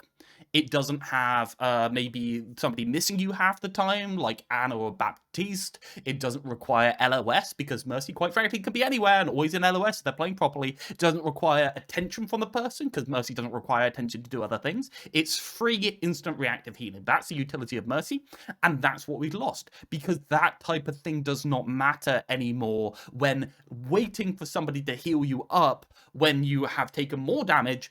heals you up just as fast as Mercy instantly healing you for less healing than the other person does, right? You wait 1 second for an Ana to heal you up, or do you want a Mercy healing you up instantly to heal you up to the exact same degree, right? Well, Ana could do something different in that 1 second, so why would you want the Mercy? They have devalued reactivity. Damage output. Raw sustain just doesn't matter as much as it used to anymore, and a lot of that is due to the higher health pools. And it's a weird way of framing it. Raw sustain, I do not care about Mercy sustain. I care about Mercy sustain specifically on DPS. On tanks, I care about Mercy exactly amping them up during that pressure cycle. Bursty, short-term periods of support that aren't good for a long period of time. A Reinhardt with an on Mercy pocket previously would be able to put out significantly more pressure than without the Mercy. Now they don't put out much more pressure at all. This is one of those that he's going to disagree with because I didn't explain it very well, but I think this is corroborated by the one above, and I think I've explained it already. And I think the idea that he's trying to get at here is that because the Reinhardt has a larger health pool, you're basically demanded to yellow beam a tank. You don't really have the opportunity to do anything but. You're demanded to damage boost the tank when they're at high health, and then only heal them in emergency situations. The pressure achievable from both these healing modes has been replaced by much stronger bias on damage boost, which has always been, again, why? Utility focused, which has always been the thing considered the most annoying in her kit. So this kind of gets to the crux of the issue, right? Where in a 6v6 post-season 9 or pre-season 9 Overwatch, healing mattered more. In a post-season 9 5v5, utility and damage matters more. And as it stands, Mercy does not have utility apart from damage boost. Resurrect is an exception, of course, but that has also been the part of utility that has fallen off the most in Overwatch 2. And damage boost and pocketing a DPS that is more static, that doesn't demand movement, as Realth says, is generally the most controversial part of her kit, both outside the Mercy community, but also inside the Mercy community, from my knowledge, from my understanding. I think Resurrect, Healing, Movement, Flight, Valk, those are more controversial. A lot of people like them more. But the Pocket AFK damage boost playstyle is not something that, to my understanding, Mercy players enjoy. And as somebody that used to play a solid amount of Mercy early on in her career, I would say anywhere like 50 to 100 hours, I think. I might be just making that up. But I got forced into Mercy for a long time. And I realized I like healing more than I like damage boosting. Exactly. I like healing more than damage boosting as well. Why can't we do that anymore, Spilo? Engage the brain cells, Spilo. Why can't we just heal instead of damage boosting on that angle? Why does damage boost on the angle while the person is doing something have about 80% uptime now as an optimal amount of uptime instead of 40%? Why are people being more oppressed by having more damage boost on the person while they're active in the angle, whereas before healing was just as good? So on average, they had less damage boost, so it was less frustrating to people to play into. Why? Why is this? Because it sounds better. It requires more movement. It's just more fun to heal with Mercy. And it's just not necessarily better, and that's the problem. It's way more satisfying to heal with Mercy. And something damage boost should be able to be put onto the target when something hits instead of when something is shot. It makes no sense to have it this way. I'm gonna be honest, it's fucking stupid. It makes no sense. How am I supposed to predict that my Ashe is about to throw dynamite? How? How am I supposed to predict that the Vara's gonna like delay half a second before shooting a shot? Yeah, you can time it, sure, but why don't we just make it when it hits so that you can react to it and then put your right click on it as a show a skill expression? It's kind of like weird to me. It doesn't really make sense. Why would we have it this way around? I can't see a single argument for it being this way around. Does anyone in chat have one? The decision when playing Mercy nowadays is to sustain with healing, providing very little value at all, and basically being AFK or being able to damage boost and actually do something proactive. But you don't actually choose whether you have to sustain a match. The playstyle isn't active at all, and the decision of beam juggling is simply being made up for you most of the time. In other words, does this person need healing? Okay, no, damage boost. That's basically it. It's a very linear decision. Yep, because the healing's been devalued. Or you will always damage boost all the time unless you are forced to heal. A lot of the time. Again, I'm not necessarily saying I agree with all this, but this is Realth. He is going to state his opinion clearly, and it's worth. He's like, I can neither confirm nor deny the validity of this random idiot on my who's posted the comments. Considering. Previously, you could feasibly do an unranked jam with damage boost unbound. Now there's no chance of that ever happening. Skill expression and extra value achievable from that skill expression have been extracted from the kit at almost all levels. Unfortunately, there's nothing to do about the movement type, but my workshop code is res enabled, charging Valk, and so on. Okay. I'm gonna turn on the light here 1 second, chat. He skipped over this, but this is actually something he talks about later, I'm sure. The res being problematic, it should just give you one charge during Valk, like we got. Yeah, so Does anyone disagree, like, that you could do an unranked GM with just healing? Because I did it at some point, pretty much. I mean, I did damage boost, but I guarantee you with 200 health pools, no DPS passive, you could do an unranked GM on Mercy with just left click. Guaranteed. Guaranteed. I could do it. It's not even that hard. Mercy was released in a state of the game where the other two healers were Zen and Lucio, so obviously with the introduction of Anna and all that came after, just healing isn't as valuable too. Yeah, I think I agree with that, but the when the field of healing got kind of like worked out, and when it got the design space got filled, Mercy very obviously being instantly reactive filled a niche that other characters didn't have, and you can abuse that niche to the point where you have enough skill expression in order to get to GM with just left click, damage boost, unbound. I think that is very true. I think that people are crazy if they don't think that's true. You could do unranked GM pre-Overwatch 2 with just Mercy, with just left click. That was Realth. Thoughts? So with the absence of a debate partner right now, what do you guys think so far? Mercy mains, non-Mercy mains? Chat, YouTube, Twitch. We'll take a few minutes, and then maybe we'll get to... I don't think people have a big enough attention span to be able to respond to that. Niandra's notes. What do you guys think? Crucially, there's no real clear solution here, and I don't think you necessarily need to propose a solution. I think if you can accurately describe the root of the issue, a skill... Yeah, it sucks that I missed this. I think the second part was very difficult. I agree with Realth 100%. I disagree with all the Mercy mains 100%. Developer team should have some concepts or some ideas. Awkward actually tried an Mercy unranked GM and he failed. Yes, I was aware of that. That's crazy. When did you try it? You know, disliking damage... Awkward, Mercy, unranked to GM. 9 months ago. Boost seems unusual to me. To my knowledge, it is very commonly disliked. Maybe you should try to reschedule with Spilo. We're gonna have the conversation about things that I disagree with him on some point. So, like, we've already got something scheduled in. So if I want to, I'll throw these in with it because I feel like we need to have that chat. Sadly, it's not a design discussion, so I doubt Garen's gonna be in his chat though. Rework the character provides some utility. Love you. Drive safe, please. Yeah, I saw. Thank you. Yeah, I think that some form of utility is really important for Mercy. I think Awkward could have done it, but I think she's just too boring. Yeah, I agree. I don't think he could have done it with damage boost unbound though. That is, I think, maybe the crux of the issue. Some form of utility that will encourage you to utilize her movement. Feels like maybe the crux of the issue. We get lost in how much healing, how much damage boost. Do we like Valk? Do we like Res? But I think I found it a bit confusing that they talk about the importance of decision density at the beginning, but then at the end they're criticizing the emphasis on damage boost in Overwatch 2. Does that actually make sense? Yes, because I've said here that there is no way to put out pressure with healing. Therefore, there is no choice to be made with healing versus damage boost. Therefore, basically, I'm making the argument that the fact that healing is not an option means there are no choices to be made for just recently. Crux of the issue is what utility can we give Mercy? I agree with most of it. I think damage boost is unhealthy in its current implementation. It gives certain characters crazy power spikes with little effort. Okay. Most of it probably means they didn't understand some of it, but yeah. I actually like the idea of single target res on an ult. It can encourage healing more efficiently to charge ult faster with less blue beam. Yep. I'm glad that he hovered over this bit because I think that's important. We have actually fixed Valk and res together. Whether that's damage or anything else, movement speed or overhealth, that will encourage her to move. Maybe that is the root of the issue. I dislike her current movement because it feels clunky and it makes it too easy to access. Super jump is a good one.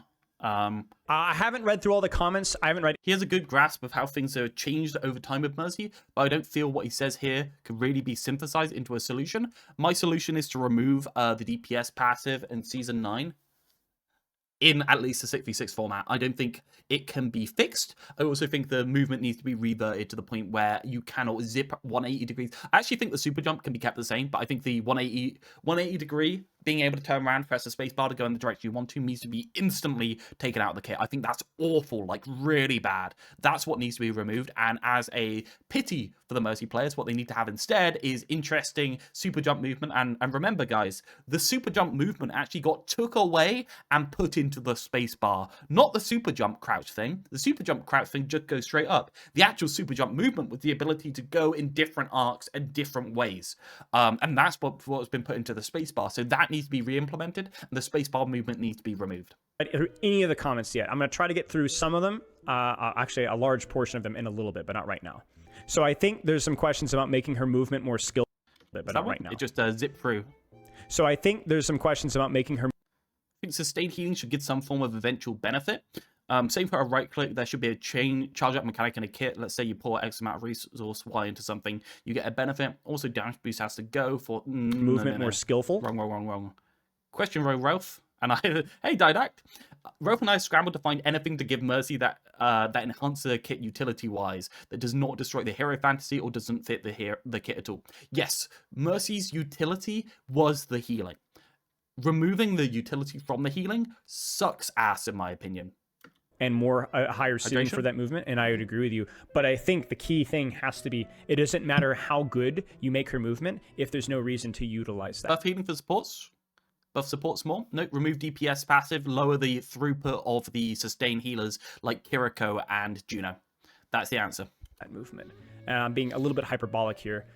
Bring the high level down and bring the keep the lower level the same, or bring that down as well. Proportionally, put the lower level slightly higher than the high level moves. But it really is, there is less chance. Well, both her healing and damage are not unlimited. I have done that already. I should have just been here to tell chat that I've already done that, to be honest. There's less mode. As a Mercy main, I enjoy damage boost, but it has little to no skill expression outside of advanced, effective blue beam juggling. Not really. Like, yeah, the damage boost doesn't have much skill expression because there's no reason not to use it in certain situations. Motivation to move. If there's no reason to use healing and damage boost is a default, then what are we doing? Right. Question though, Realth and I have scrambled to think of any utility that doesn't destroy her hero identity. Yeah, I mean, I understand it. It is tricky, but I think we have like, here's the other thing too. I think Mercy, I would describe as more of a pacifist in some way. Maybe her hero at fantasy. Maybe I'm not a wizard when it comes to this stuff, even though I love this game. But it doesn't mean that she can't pack a punch when she needs to. And I also don't think that we always have to look at utility through just a raw damage lens either. The reason that it's frustrating to play versus Mercy, as has been described, is that she doesn't really have very often a motivation to put her... To be very clear to everyone, saying that Mercy needs her healing to be more utility than it currently is not an argument to increase sustain in general, or even on Mercy for the most part. It's an argument to increase sustain specifically on DPS players on an angle compared to the tank or main, and to make the levels accurately balanced in a reasonable way. Herself and risk. I think, okay, this is going to be maybe an uncomfortable truth here, okay? I think this is really important to talk about. For most people, most players, maybe this is universally true. I don't necessarily know, but in my experience working with all people, casual and non-casual, fun is associated with risk. You cannot have an engaging, competitive experience without risk. It's just not possible. Even very casual games need risk, fear of failure to succeed. Even non-mechanically demanding characters. Agreed. Yeah. So there will be some... I think probably the best way to communicate it with Spilo is the two cases of you are on an angle with someone with Guardian Angel up, you can just AFK there and you're safe, versus you are on main and somebody else is being damaged on an angle and you can't go there in order to heal them. I think that's the way to do it. Let's say, oh, Mercy, we shouldn't be forced into an aggressive playstyle. Again, what do you mean by aggressive? That's a conversation. It doesn't necessarily mean doing damage. But I think the core of the problem is Mercy has to be reintroduced to the value of risk. If there is no tangible, measurable risk for Mercy, the character will not only be frustrating to play versus, be frustrating to play as, and continue to not appeal to a lot of people. I think that last point is okay. But if you don't have risk, that's the least interesting part of Mercy. You must be encouraged and forced to take risks as Mercy and then be rewarded for those risks. It's just a general truth of whenever we compete at something. It's like people enjoy risk. People enjoy making a calculated decision, especially if you can mitigate those risks with good decisions, good positioning, good mechanics with your movement. I think as a lot of Mercy players have talked about, I think the reason why a lot of them love Resurrect is not because it's Resurrect necessarily, but because it's the most risky aspect of her kit. It's thrilling to get a difficult res off. Especially I agree with that. And I think at this point, we should also think about making it so that Res has still a cast time while in Valk. I do think it removes something to not have a cast time in Valk. I mean, Valk healing is still so good, and Valk is still so maneuverable that it's hard to kill a Mercy during it. So, but that's a Mercy movement problem. When you do it mechanically well, when you utilize your bounce, your float, or you do it quickly behind, like that's exhilarating because it's the only thing that generally consistently demands risk. So Mercy players want risk because that's just human nature. So we need both a motivation to take risk, and then we need Mercy to be able to survive that risk. You get what I'm saying? So we're looking for more like spiritual changes here. There's a lot of weird comments here. Changes, maybe would be the more apt description. So we're looking for, number one, utility that demands movement. Actually, number one is going to be something that encourages and motivates. She already fucking had utility that demands movement, Spilo. It was the healing. The healing. That was the thing. That was the thing, right? And rewards risk. And number two, probably following off of that, is utility that encourages movement, because that is probably where that risk would most come. Do you know the funny thing? Nowadays, if you have somebody on a deep angle and you're going to try and bail them out, you actually, first off, you don't output any pressure when you do it. Second off, it's more risky to do it. It's so hard. He's outmatching, he's making sense. Comfortably come from. And then maybe number three, rewarding her ceiling of movement or expression through that playstyle. And notice that we haven't said damage, said debuff, anti-heal, overhealth. It could be in a lot of things. People have had plenty of time to reread this, right, at this point. That's nice. Have to even be traditionally mechanical things. Because the funny thing about Mercy, as we said, about the lack of transferable skills, hey Arceus, is positioning for risk management, cooldown management that will likely come as a result from that, and just generally moving and forcing, even though there's no immediate mechanical transferable skills, immediately, that's more like every other support hero in the game. Immediately. If a character should have risks, does that mean we should need Swift Step and Suzu? Well, that's what we're doing. We're reducing Kiriko's healing and reducing the ult charge in order to charge her ult, and we're keeping Suzu and Swift Step in. So the risk of Kiriko is going to be the risk of being forced out of an angle early and being ineffective on main. That's going to be the risk for Kiriko, right? Right there. Think about it. Because Kiriko's not going to do as much in neutral. From a Brigitte standpoint, Brigitte is basically nothing but risk management or positioning balance. Lucio, right? Agreed. Heck, even Moira, right? Well, Moira Lucio doesn't have it anymore. Moira doesn't have it anymore because they can't actively use those resources because they're so expensive to replenish. Our own can of worms, but like a lot of it is kind of like how far can I push this, you know? So there you go. And keep doing so while, if we'd like to, keeping true to the simplicity of the floor. Yes, it is not a good utility by itself. Yes, I agree. University of damage boost is hit or miss because even if it is technically universal, And a landing biotic grenade on the enemy friendly team. Anyone can take advantage of the anti or increased healing. Speed boost, not universal useful utility. Speed boost is very universally useful. Damage boost from Mercy has not been useful traditionally for the majority of the cast. That's just not true. There's a reason people always mention a hit scan Pharah Echo when Mercy brought into the discussion. No, that's not true. Damage boost is useful for everyone, just they cannot be actively used by everyone because Mercy has to be there for them. They can't have it guaranteed because it's too many resources to put into them otherwise. The question is whether they can rely on that being there for them. And that's normally whether they have good access, and that's what the flyers get. Maybe it is too high value in situations that don't demand risk. Like what came first here, the chicken or the egg? Is it the lack of survivability or movement capability that prevents Mercy from using her damage boost aggressively? Yeah, as a Reinhardt, am I going to fire strike in order to use damage boost? No, like I'm not going to do that because it's such a value loss for Mercy if they're not actively doing something. No point damage boosting tank, way too much risk for minimal reward. Exactly, and there's certain but there is a point damage boosting tank. Obviously, it's just not worth doing something on tank because you are being damage boosted. I think that's the way you phrase it, right? It's always worth damage boosting them, but it's not worth doing something to take advantage of damage boost. Or is damage boost being used passively just too good? Maybe it's both. You see, that's the reason why Mercy is... Not being able to take this aggressive of an angle with this broken of a left click and have Swift Step and Suzu is bullshit still. I agree, but I think a backline assassin type support can exist, and I don't think it's invalid. I want to play around with the archetype before I write it off, if you get what I mean, Reward. Also, we can't change around Kiriko unless we significantly lower the output because it's all around the two-shot headshot breakpoint. So we either just remove the two-shot headshot breakpoint, in which case Kiriko does a lot less damage, because you need to lower it quite a lot in order to actually get rid of that breakpoint, or alternatively, we just accept that and work around it in terms of making the rest of the kit work. I think the kit works a lot better as a flanker. If I was going to make Kiriko a more main angle healer, I probably had to remove the jump and other things like that. No, you're absolutely fine to bring up, Kiri.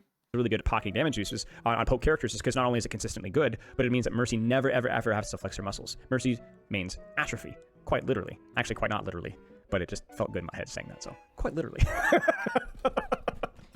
I don't know where we're going with this. Literally.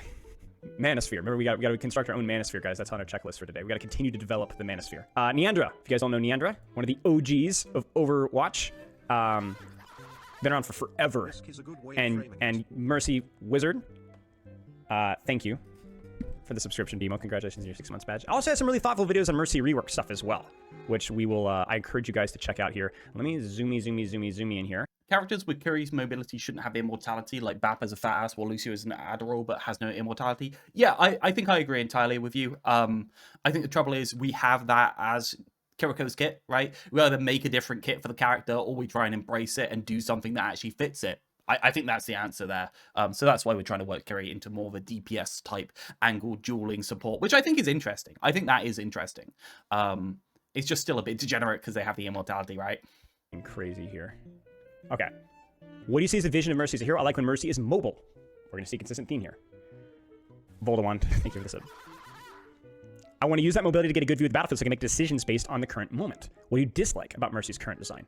Hang on a second. I actually need to make sure. Did I miss it earlier? No, okay, this is it. What do you dislike about Mercy's current design? I know it's controversial, but I really like damage boost. You got to keep in mind a lot of the mid-low rank players and more casual Mercy mains don't use it that much or very effectively, meaning at least somewhat it's a way to tell the difference in skill level between Mercy players. Looking off your allies making plays and flicking your beam onto them feels great. So this kind of goes into what Realth is talking about. Situational damage boost feels really good. Yes, having a choice. That being said, I also don't want to be naive. I know that oftentimes the most effective strategy is to just blue beam your Sojourn and occasionally help other people. So you notice a difference in how damage boost is being utilized here. Niandra likes damage boost as a situational triage, right? Of who needs it and quickly changing.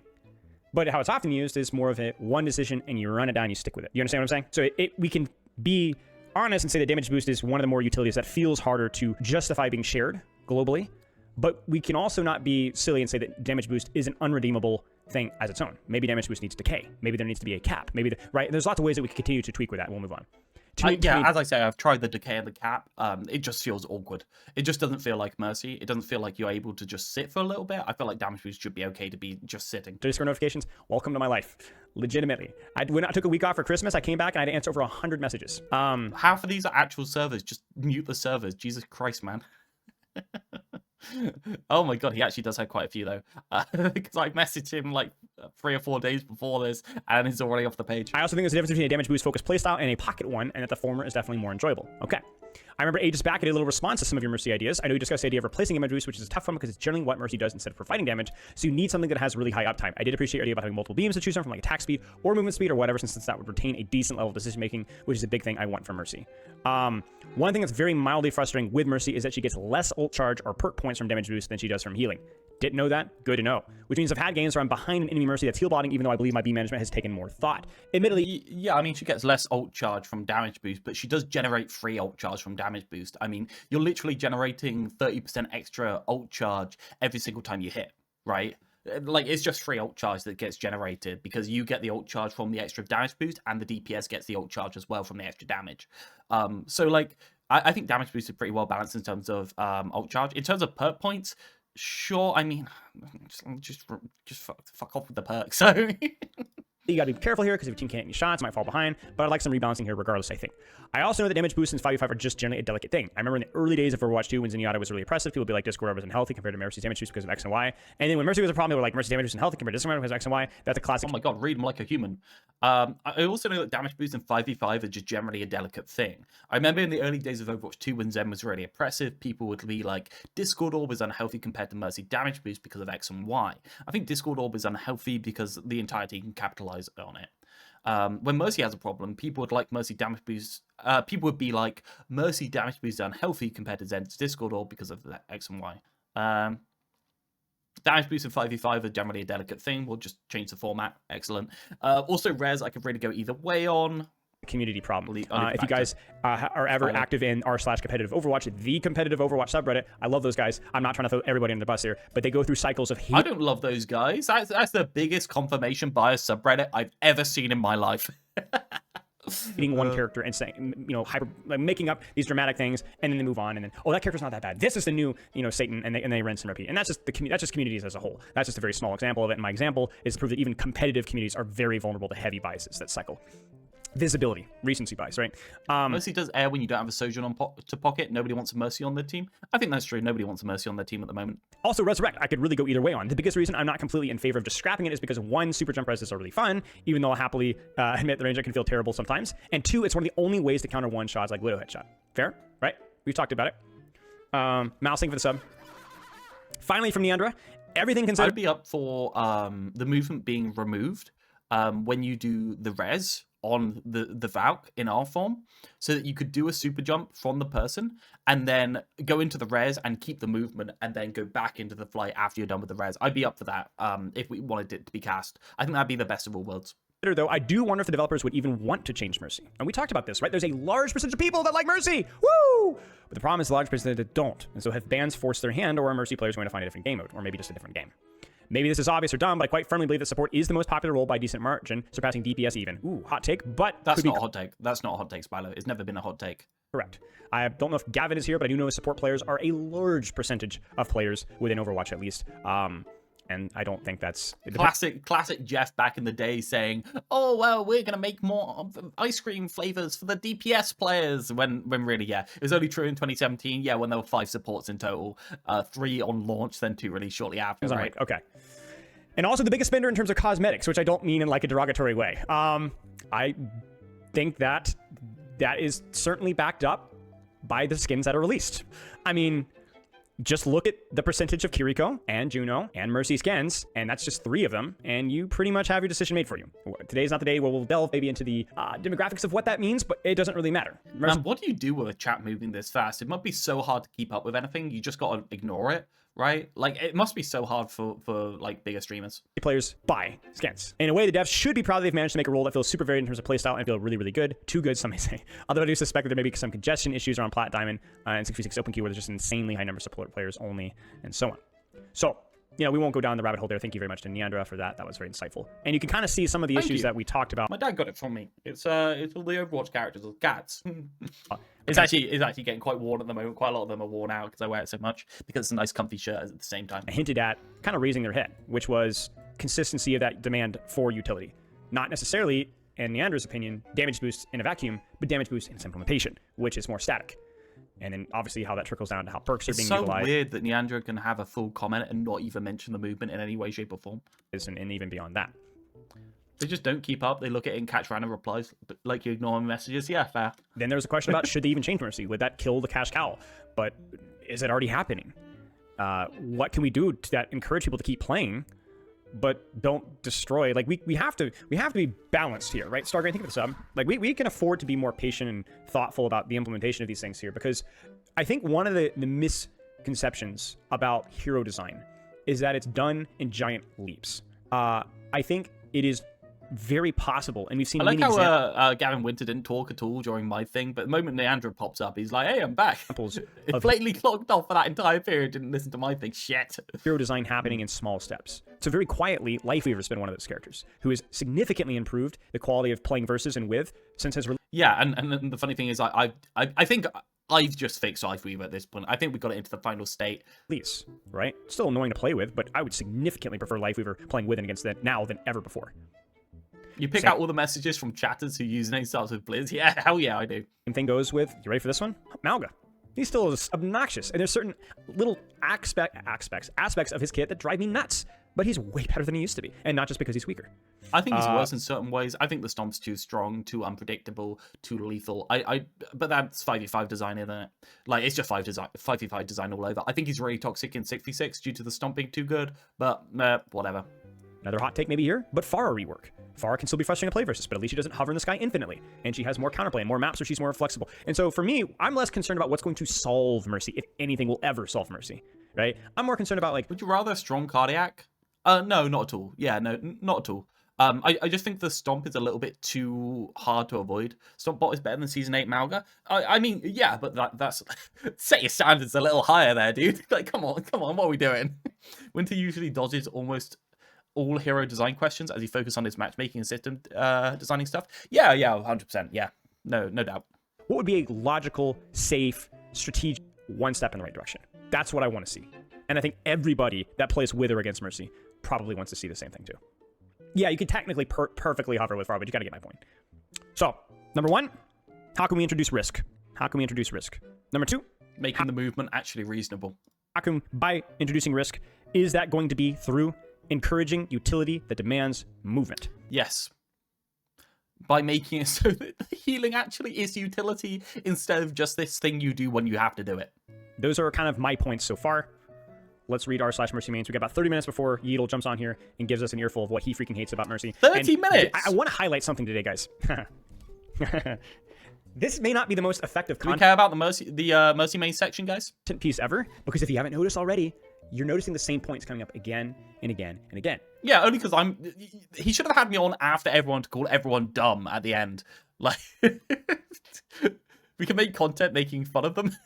This is the first two, okay. We're going to come up with some new ideas and some new conversations, sure. get points, yes. But it's not going to be as diverse as you think. And that's they're going to say, I like movement. Movement's great. And never mention that the movement got completely reworked. That's what's going to happen. That's like, let's be honest, that's what's going to happen. good thing. That's a good thing. That means that everybody's mostly on the same page here.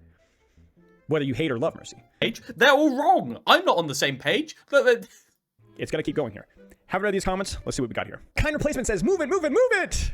People just don't seem to understand how fun her movement can be. It's what makes her so unique, while every other movement-related characters are I'm so sorry for all these new Mercy mains that don't understand how Mercy's movement was before or never tried it, right? Like, I'm so sorry for them because it's such a shell of what it used to be. Like, it's so much worse now. It's just boring and slow and clunky. And yeah, you get to do more things with it, but you don't have any flow to it, right? That's what you like about Lucio. I don't like the fact that Lucio can wall ride. I like the fact that Lucio moving in one direction during wall riding makes him better, right? He has to have a flow through the map. He has to jump off a wall, around things, under things, and continuously get a new target in order to be able, like, he can't turn around without getting shot more. That's the cool thing about Lucio. So what if we made it so that Lucio could immediately change direction on a wall, right? And just like go one way, then immediately go the other way, that would fucking kill the character for me. That would ruin it. That would make it so much worse. I'd hate that because what I enjoy is the flow. And that's what they took out of Mercy. The fact that Mercy requires her teammates is what makes it fun and satisfying. In a way, I will interject here, in the fact that it's constantly changing. You can't memorize rotations. It's a live time battlefield that you are adapting to. The fact that Mercy requires teammates is what makes it fun and satisfying. Using her GA to survive by moving from one to another is incredibly fun. And the thing I believe I and the most other Mercy mates would miss the most if it were changed. I remember back in Season 3 with the GA nerf, how absolutely devastated we were because it really is a big part of her kit. I personally don't like the pocket playstyle. I don't think Mercy should be a character who just stays on a DPS the whole game. I think she should have more chances and reasons to utilize GA so that she could help the whole team. Also, the most fun I've had with her is using the crepuscular circle power in Stadium. Just having the opportunity to pull out the Glock while still fully supporting the team feels amazing. Next to ults like Juno, Kiriko, even Idiari, who can leave for piling and go explode the whole team. Mercy's ult is just awful. I'm not saying that they talk about the Season 3 GA nerf and not the whole GA rework. Interesting. Mercy main That's really for the interesting. entirety of the Mercy main community. But do you see what I'm saying? I've not read these comments. And here we go. Fully agree with everything. This is an awesome take, yada, yada, yada. Okay, good stuff. So in this iteration, there is a cry for more movement demand, less pocket, and maybe even some offensive output. Now, there isn't necessarily a solution about how to utilize that utility, how to reward movement. I also love how Spilo said that I don't have a solution. It was pretty clear what my solution was, right? Like, I'm not going crazy. My solution was fuck Season 9, make the movement skillful again. Like, I think that was fully in the comment. Again, we don't need to. We don't have... I mean, I'm going to love to theory craft and think of some ideas. Maybe we've already done some of those, but it could be a reasonable complaint that really gets to the core of the problem. And I think this does that very well. All right. Ideally, I'd like the developer team to stop being so afraid of the movement as their kit and enable playstyles outside of pocket and kit scan poke. I might stop by and listen to you yap if I get the chance. Thank you, Spooky Action. Well, here we go. I hate the There is lower value to get from movement, and the movement, it puts you at more risk. Beam juggling over one with peak to me is even better with a current movement. I just want to be a zippy triage unit. I do not want to stand behind cover, pocketing Sojourn. Pocket playstyle. I much prefer team-based supporting and bopping around where I'm needed, but it's hard to deny how useful the enabling of a cracked DPS is. Beam juggling in Overwatch 1 was peak for me. It's even better with her current movement. I just want to be a zippy triage unit. I do not want to stand behind cover, pocketing Sojourn. Yes, this. The ironic thing is, if you have a really good DPS. What the changes actually did in Season 9 is make it so that if you actually do want to pocket that DPS, which still is good, you basically spend all of your time on that DPS instead of 60% of your time on that DPS like you did before, in order to get full value out of them. They do more while they got that damage boost. Stop doing that. They do more while you got that damage boost, and then the healing is like just something you do when they're not looking at the enemy team, and you do it for so much longer. It just...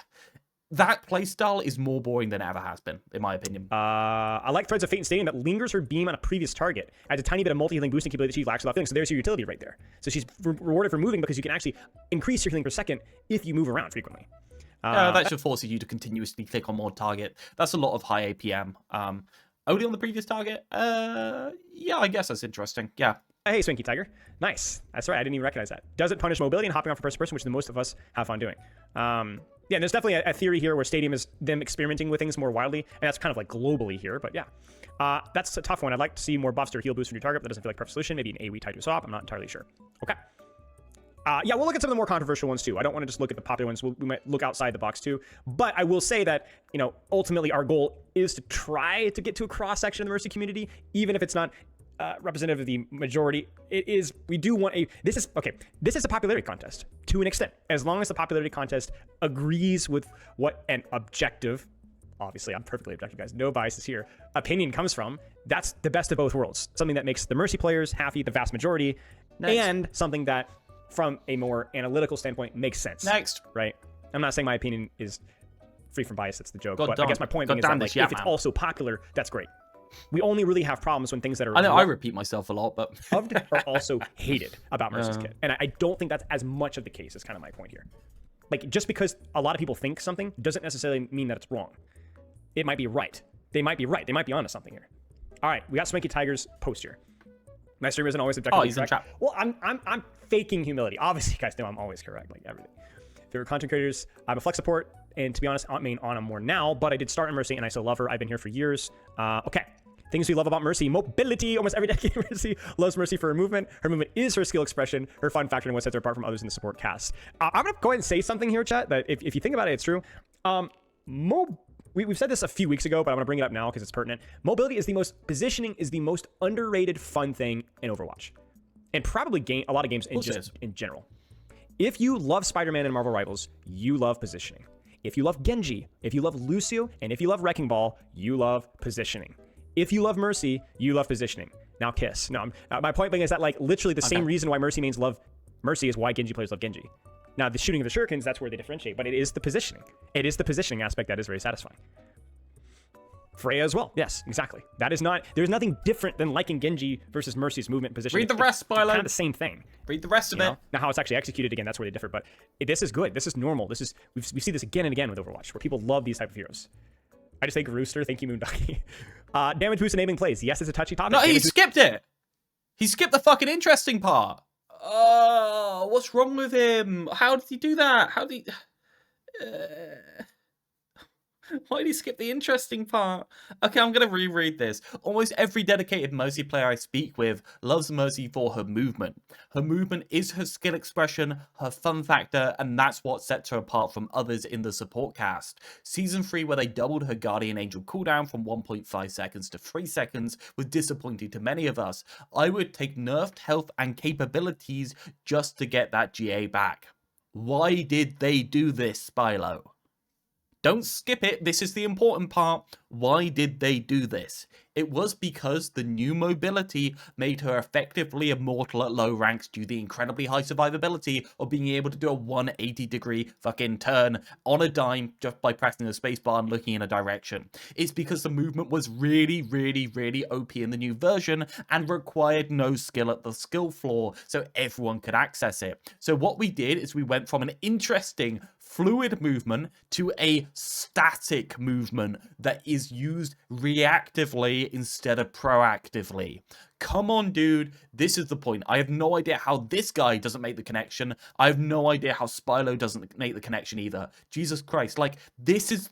Come on. They're so close. They're so fucking close, man.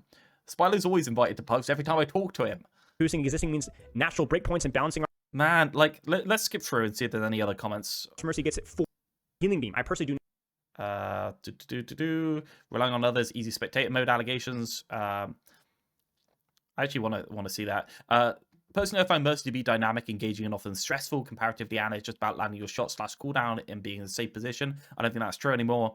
Flying around like a maniac, you aren't anymore. You're just standing in positions and pressing shift to escape. We love Mercy mobility, enabling playstyle and damage boosting teammates. With a mixed opinion on Valk, res, and healing. Even you cool. non-Mercy. Okay, let's skip to skill of your DPS. Cool. Main focus is to stay alive and support a team. Quite like the trio support idea and the devs had for her, but in my opinion, they're failing to deliver on. Interesting. With Wrecking Ball, you need to be forcing your cooldowns on yourself. Get him to read this. Some movement and some, even if that means this would probably cooldown, what, 2.5 minutes? They said 4 per 10, you know what I'm saying? Even her weapon isn't particularly useful because of how slow the projectile speed is.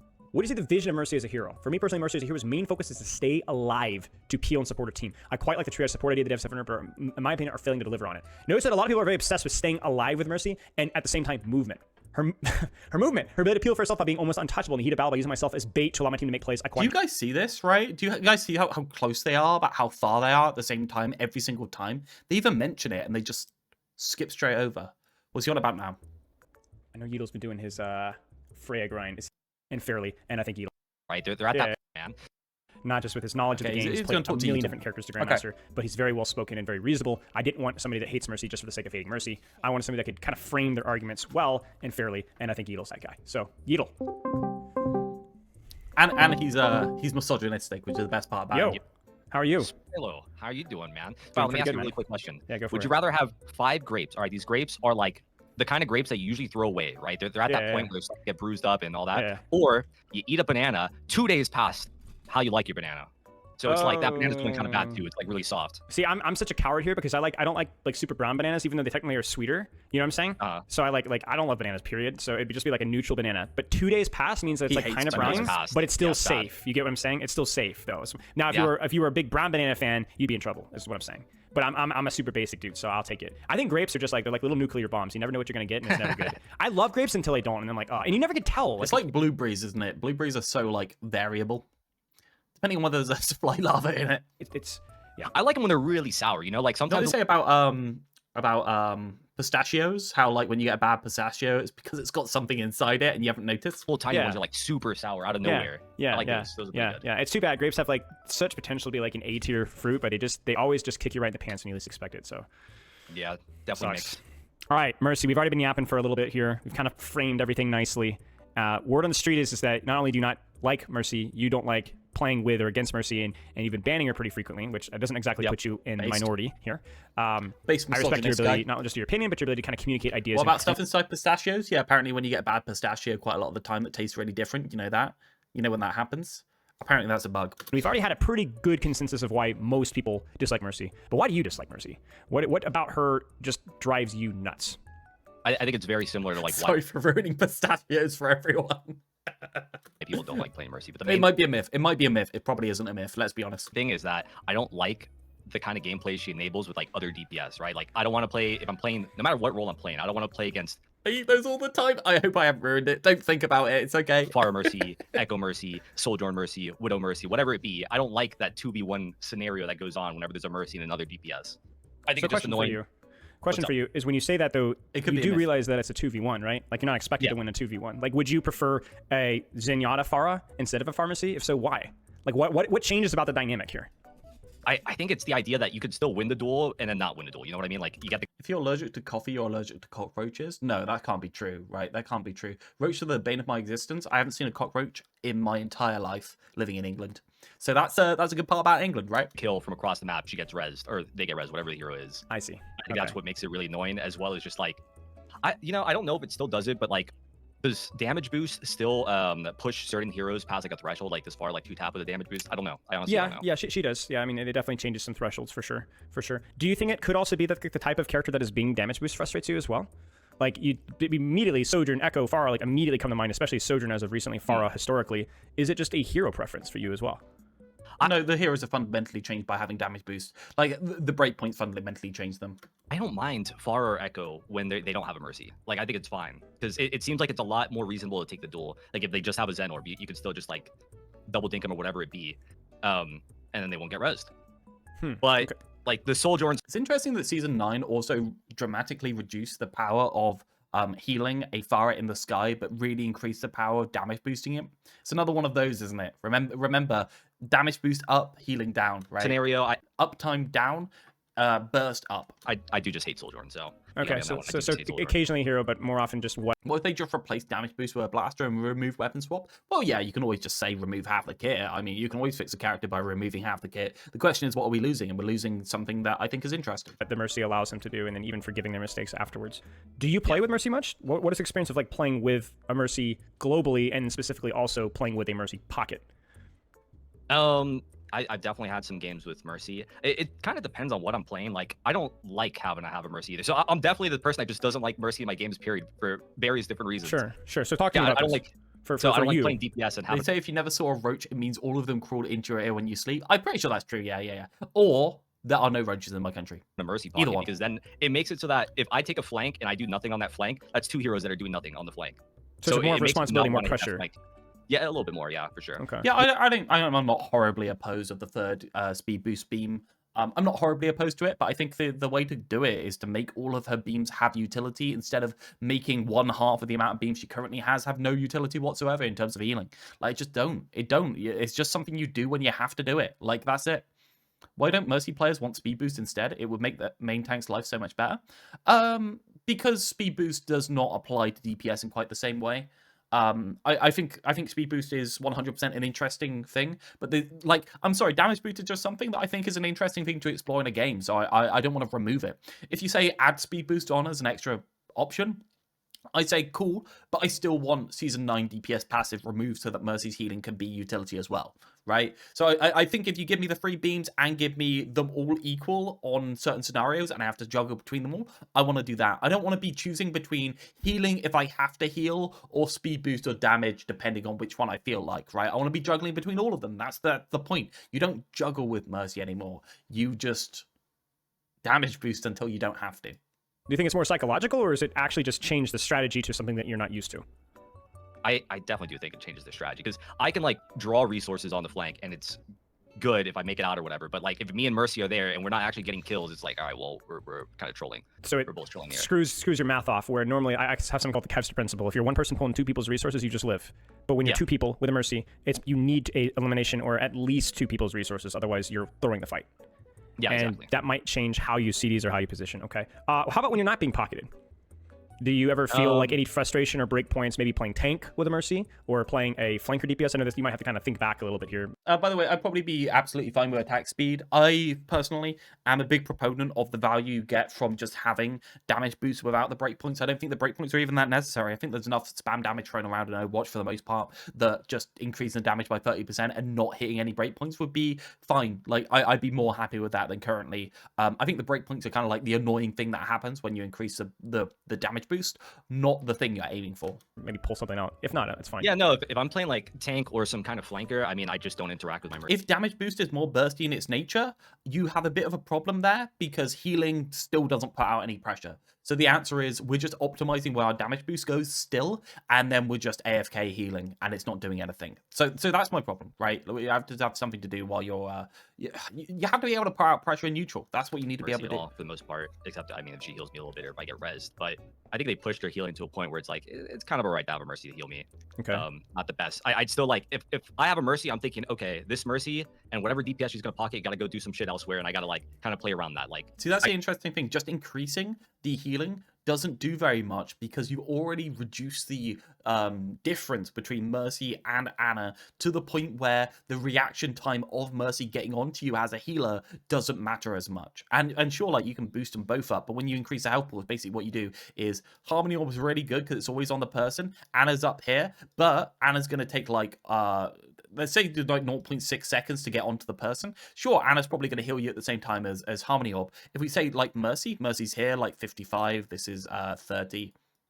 Then the difference is that Mercy heals instantly and Anna heals slowly. So what's going to happen is, though Anna gets onto you later, they're going to be able to heal you at the same time now. Whereas before, what would happen is it's basically a comparison between 150 health and 100 health, right? If you're 100 health, 55 heals you in a little bit less than 2 seconds, right? If you're at this much, it heals you in less than 3 seconds. So actually, you've got a 50% increase in the amount of time it takes to heal you up to full by increasing the health by 50. And it's even more if you apply the DPS passive. Whereas with Anna, if Anna's healing for 82 health per second, what's happening is you're going from 1.2 seconds there, you're going to 2 seconds there, which actually is like, it's the same proportional increase, but what we're doing is we're factoring in the reaction time as well. So it's not 1.2 to 2, it's actually 1 second of reaction time plus 1.2 to 2 seconds of reaction time, 1 plus 1. So it's like, you're going from 2.2 to 3, and that is like is a disproportionate less amount of time. I don't have my numbers right in order to make the best point, but the point is that the Anna is highly more favored when you increase their health pools if they have slower reactions. I gotta not soak up all the heals. That was badly explained. We were talking earlier about black and whites and the kind of extremes of gameplay, and how you can have a Mercy player that doesn't really have the carry potential, but also it's harder to throw with Mercy. And yet we also kind of realized at the same time that Mercy, if she is playing that pocket playstyle, is an amplifier of either somebody that's popping off or somebody that's fumbling the bag. You're kind of describing it as a DPS player. You're not appreciating the pressure and the necessity to do so much, right? But then when I ask you as somebody that's not being pocketed, you're kind of describing Mercy is almost she's not even there. She doesn't even impact you at all. In fact, you're calculating how do I play basically down a support. Yes. So it's two opposite extremes. Would you agree with that? Yeah, that sounds about right.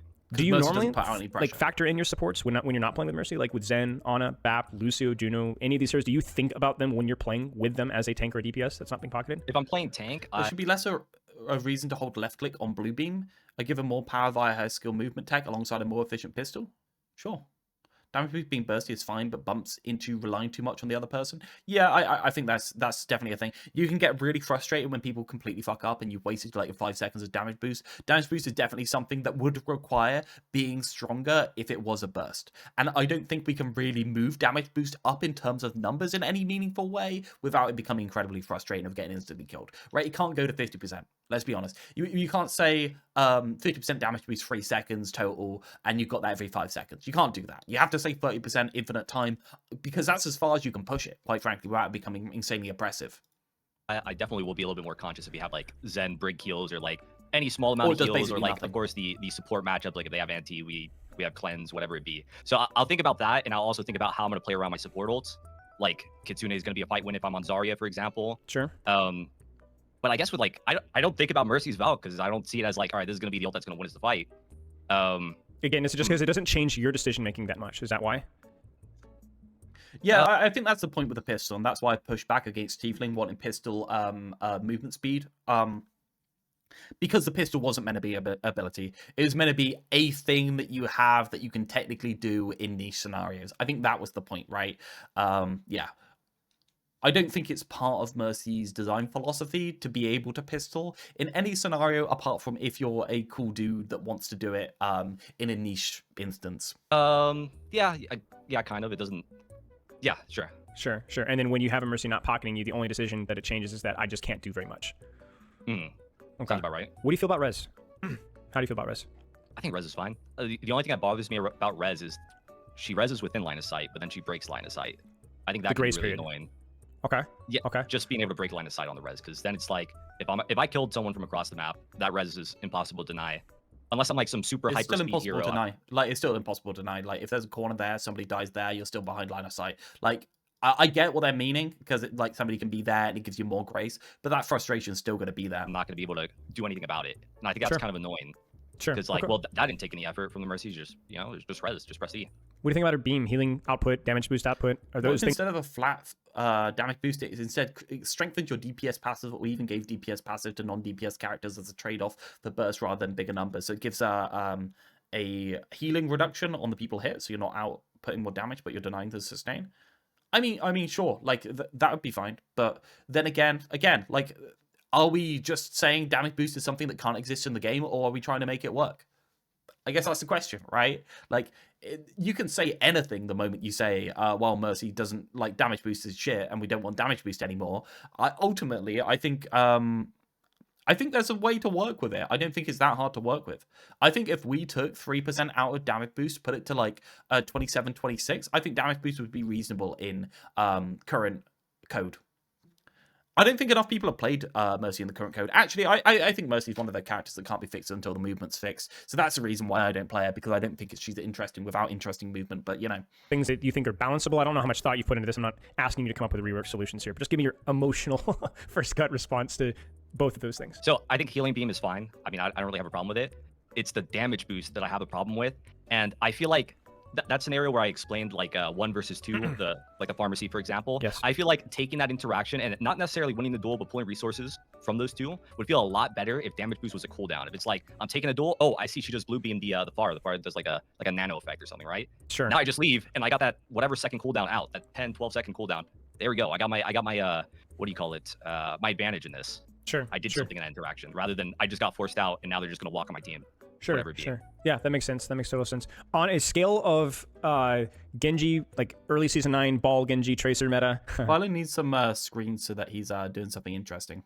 So go on to here so it's a little bit more interesting instead of me sitting for on you the camera. To season 8 Malga meta. How horrible is it to have Mercy meta? Tell Spilo that this at the requires higher very levels? little effort. For your personal taste.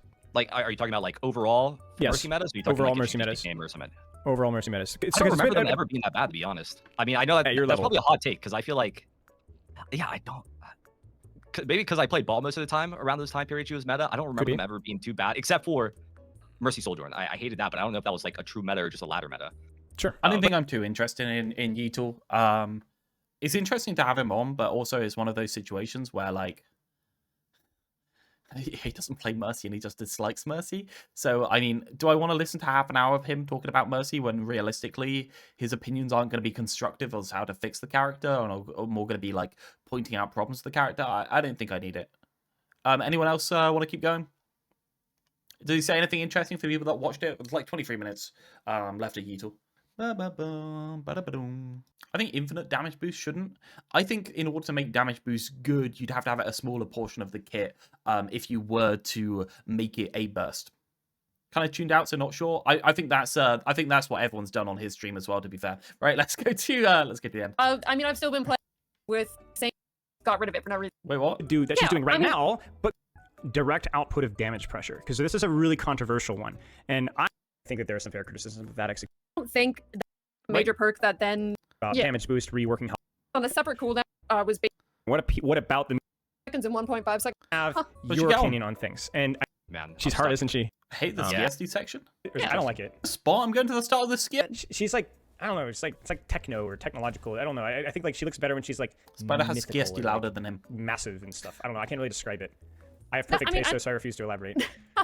No, I mean, it is like a very different skin for her. I kind of think that it's cool because of that, because it's like such a I don't care. It's different different. route that like we would ever see for her. That's true. That's true. Come on, Yap Masters. That's Talk true. about the I can get character. that. Okay, so I sent you the recap here. We already had Niandra's opinions. We've gone through r/Mercy mains, which was excellent. We had Yeetle gripe and complain. And now Right, we can have complain, oh no. yeah. I mean, you know, Yeetle, the guy just cries constantly. And now we're gonna have your opinion on things. And I think the consensus and the consistent theme you've seen so far is that most folks kind of agree, touch on similar points. So we'll start with like, you know, the first question I sent to you here, which was, what do you see as the vision for Mercy, even if it's not necessarily shared obviously with the Blizzard community or the Blizzard development team?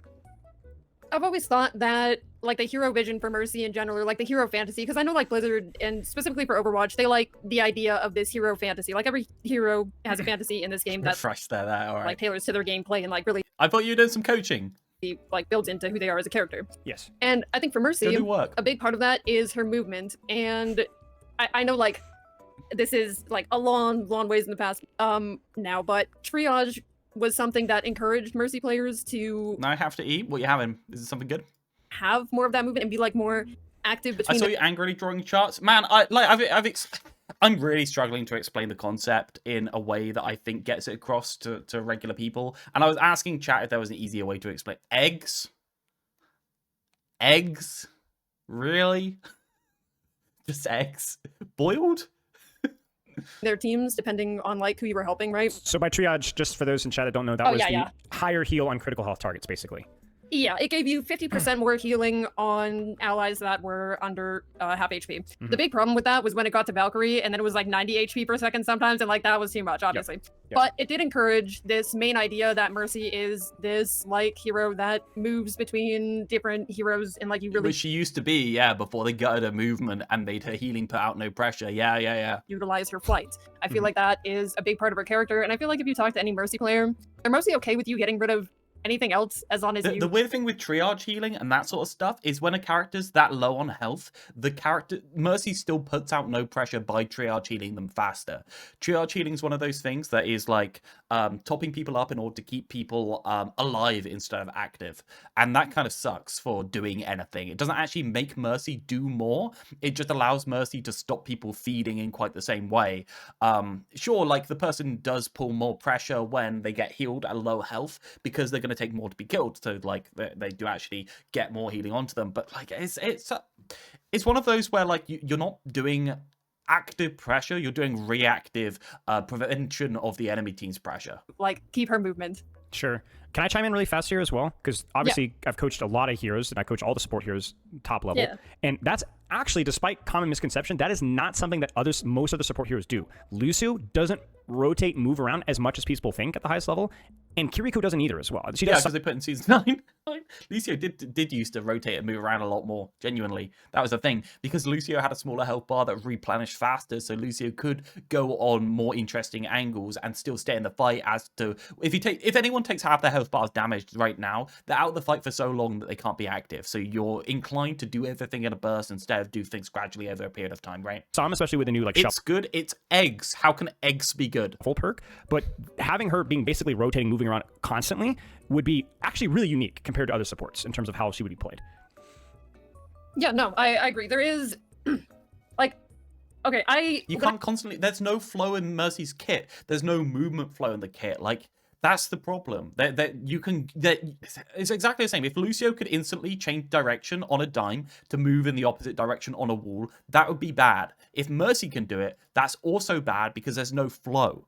You made Mercy's movement so good that you had to double the actual cooldown on the button in order to stop people at low level being able to kill her. Therefore, she's now incredibly passive in the like. What happens if I tripled Ram's cooldown on his form?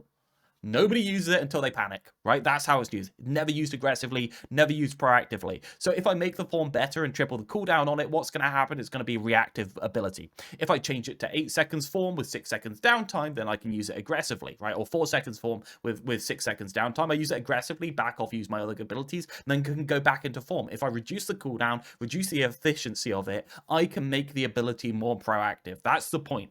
Right, you have made it so that Mercy's ability movement is so ridiculously good at such a low level that you had to make it uninteractive. Therefore, at the high level, it's exactly the same as in the low level where you sit in your backline, you chill, and you don't do anything. If there is a DPS on an angle at low health, right, so their health is low, do you go from main in order to bail them out? No, it's too risky to do that because you've got 3-second Guardian Angel cooldown. Maybe if you do that, you always bail out with your spacebar afterwards, and you just apply the beam and fade backwards. Previously, you could actually do this and super jump upwards for 1.5 seconds before Guardian Angeling back. That was cool movement. You can actually support someone on a really deep angle. Nowadays, if you are currently on this angle, let's go, you're on the angle, right? Instead of being on main, you're on the angle on this person, and you have Guardian Angel up, you are immortal.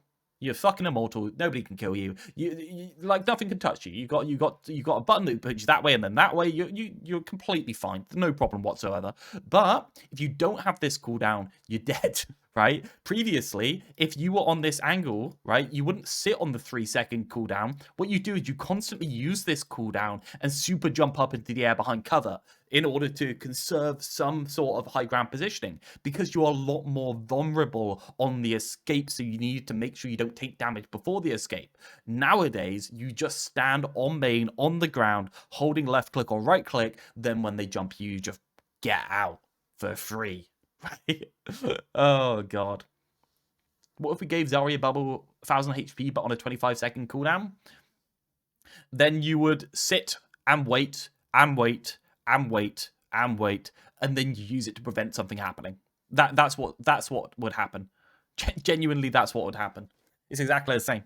It's like if you increase the cooldowns of things, then things stop working. They stop working, they stop flowing, and that's what's happened. When I first started playing Overwatch, I did play a bit of Lucio. Don't think I was very good at it. Still, I'm not good at that hero. But like his movement, like it's so different from Mercy's. And so people have asked me in the past, they're like, oh, well, if you like movement, like why don't you play Lucio? And I'm like, it's just so different. Like it's so entirely different. Yeah. What about the movement is different? What about the movement appeals you? Because we use the term movement pretty largely. Obviously, you touched on the difference between Lucio and Mercy. Dare I say, including Overwatch 1 and Overwatch 2 movement. I miss having a difference between pressing the spacebar out of Guardian Angel and pressing the shift button to cancel Guardian Angel. I remember so many situations, right? Like I'll open it up just to show you how the movement used to work, because it's sad, and it's so sad. Like, I don't know, I've already shown this, but I'm just going to show you a situation where I'm like happy. Right, so if I just go here.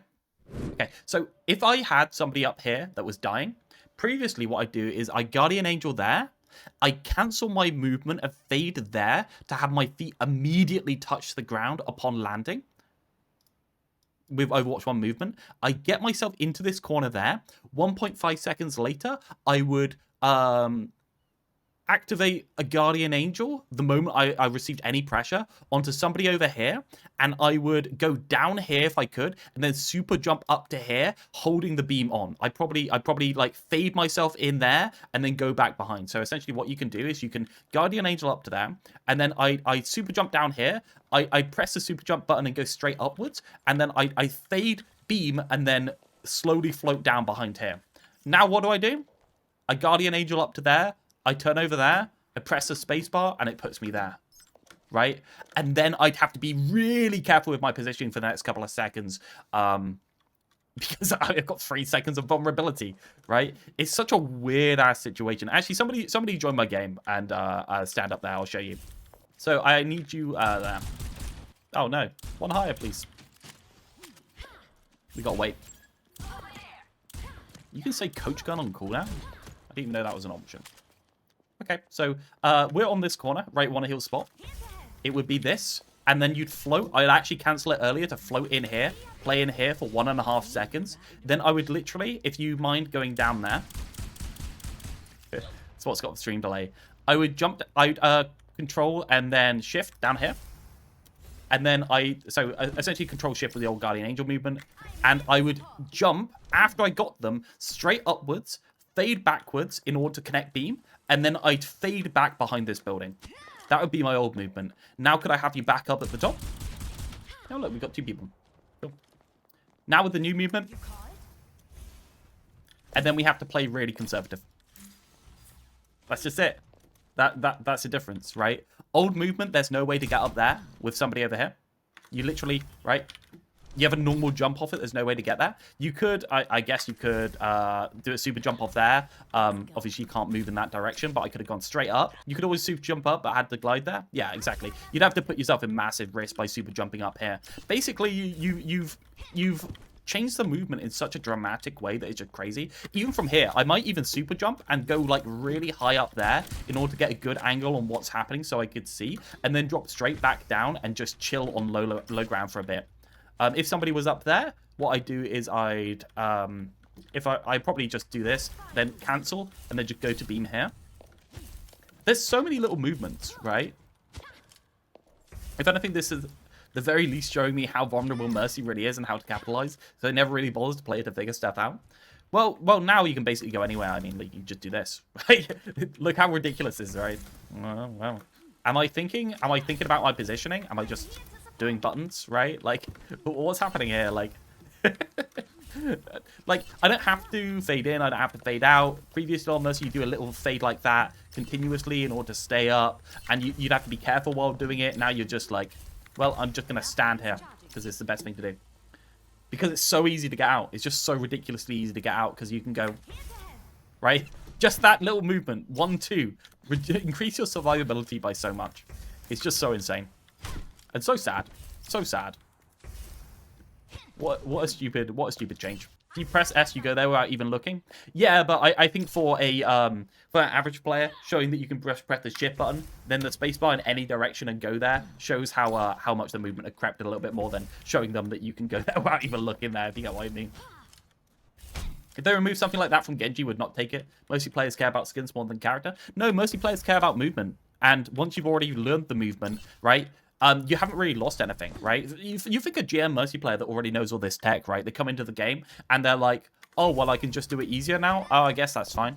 Right? That's basically the reaction. They can just do it a little bit easier. Okay, well, that hasn't removed that much. You don't really think about the fact that this was actually an interesting part of the loop before Guardian Angeling somewhere else. And you actually had to plan out your route.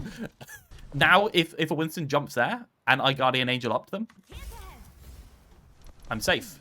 Before, if a Winston jumps there and I Guardian Angel up to them, I can't actually get anywhere else. The best I can do is just cancel it and fade backwards. Right? That was the best you could do in terms of escaping a Winston. So you actually had a choice to make.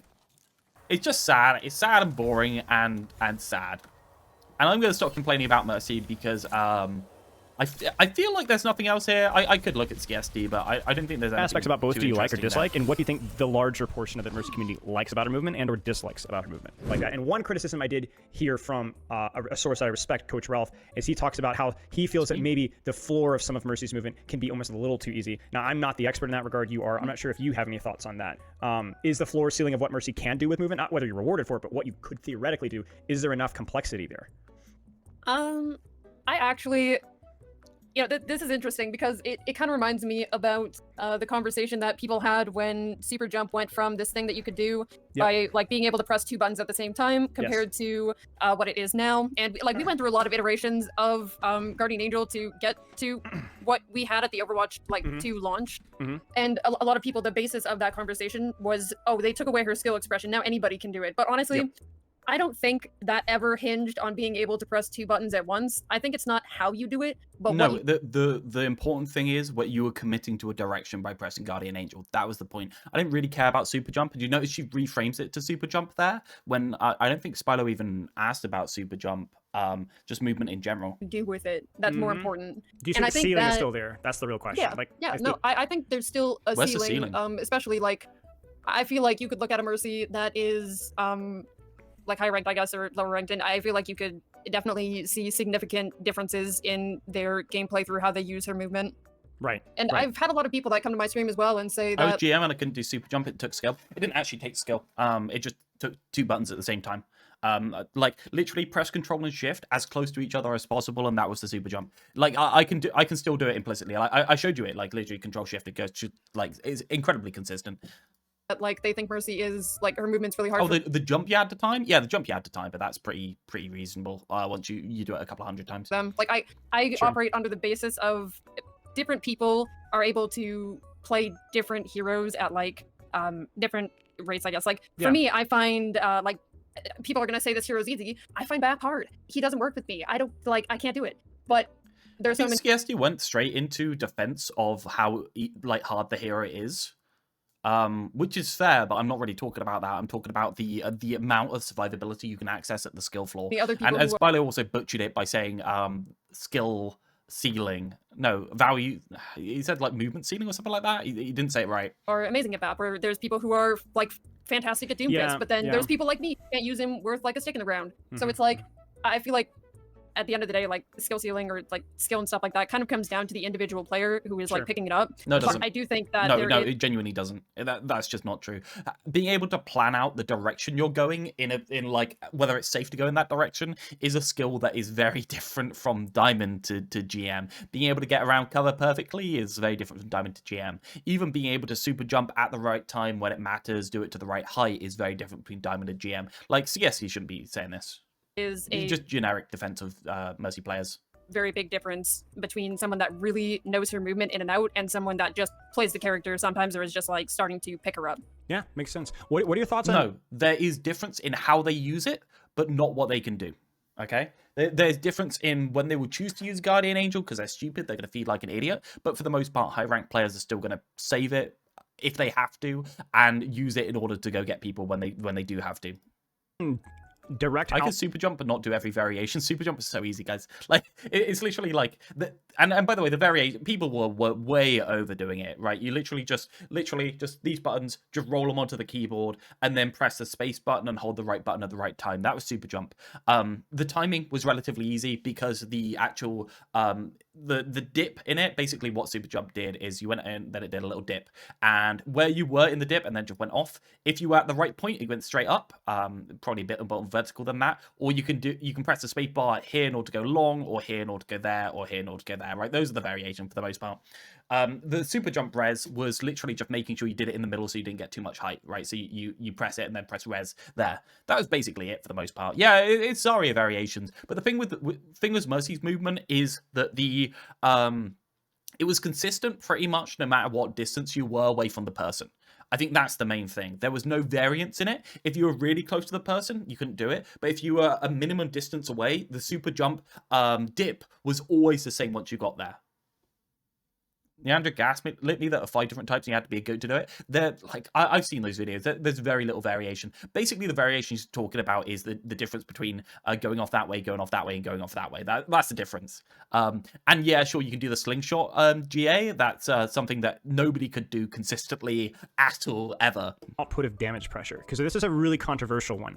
And I find myself more on the offensive. I would like her to have some offensive damage utility, but maybe not in the traditional sense of like whipping out the pistol, although that probably should be more viable. But like, you know, utilizing her wings and some sort of offensive animation on a cooldown, or the staff whip, as we see that one all the time, right?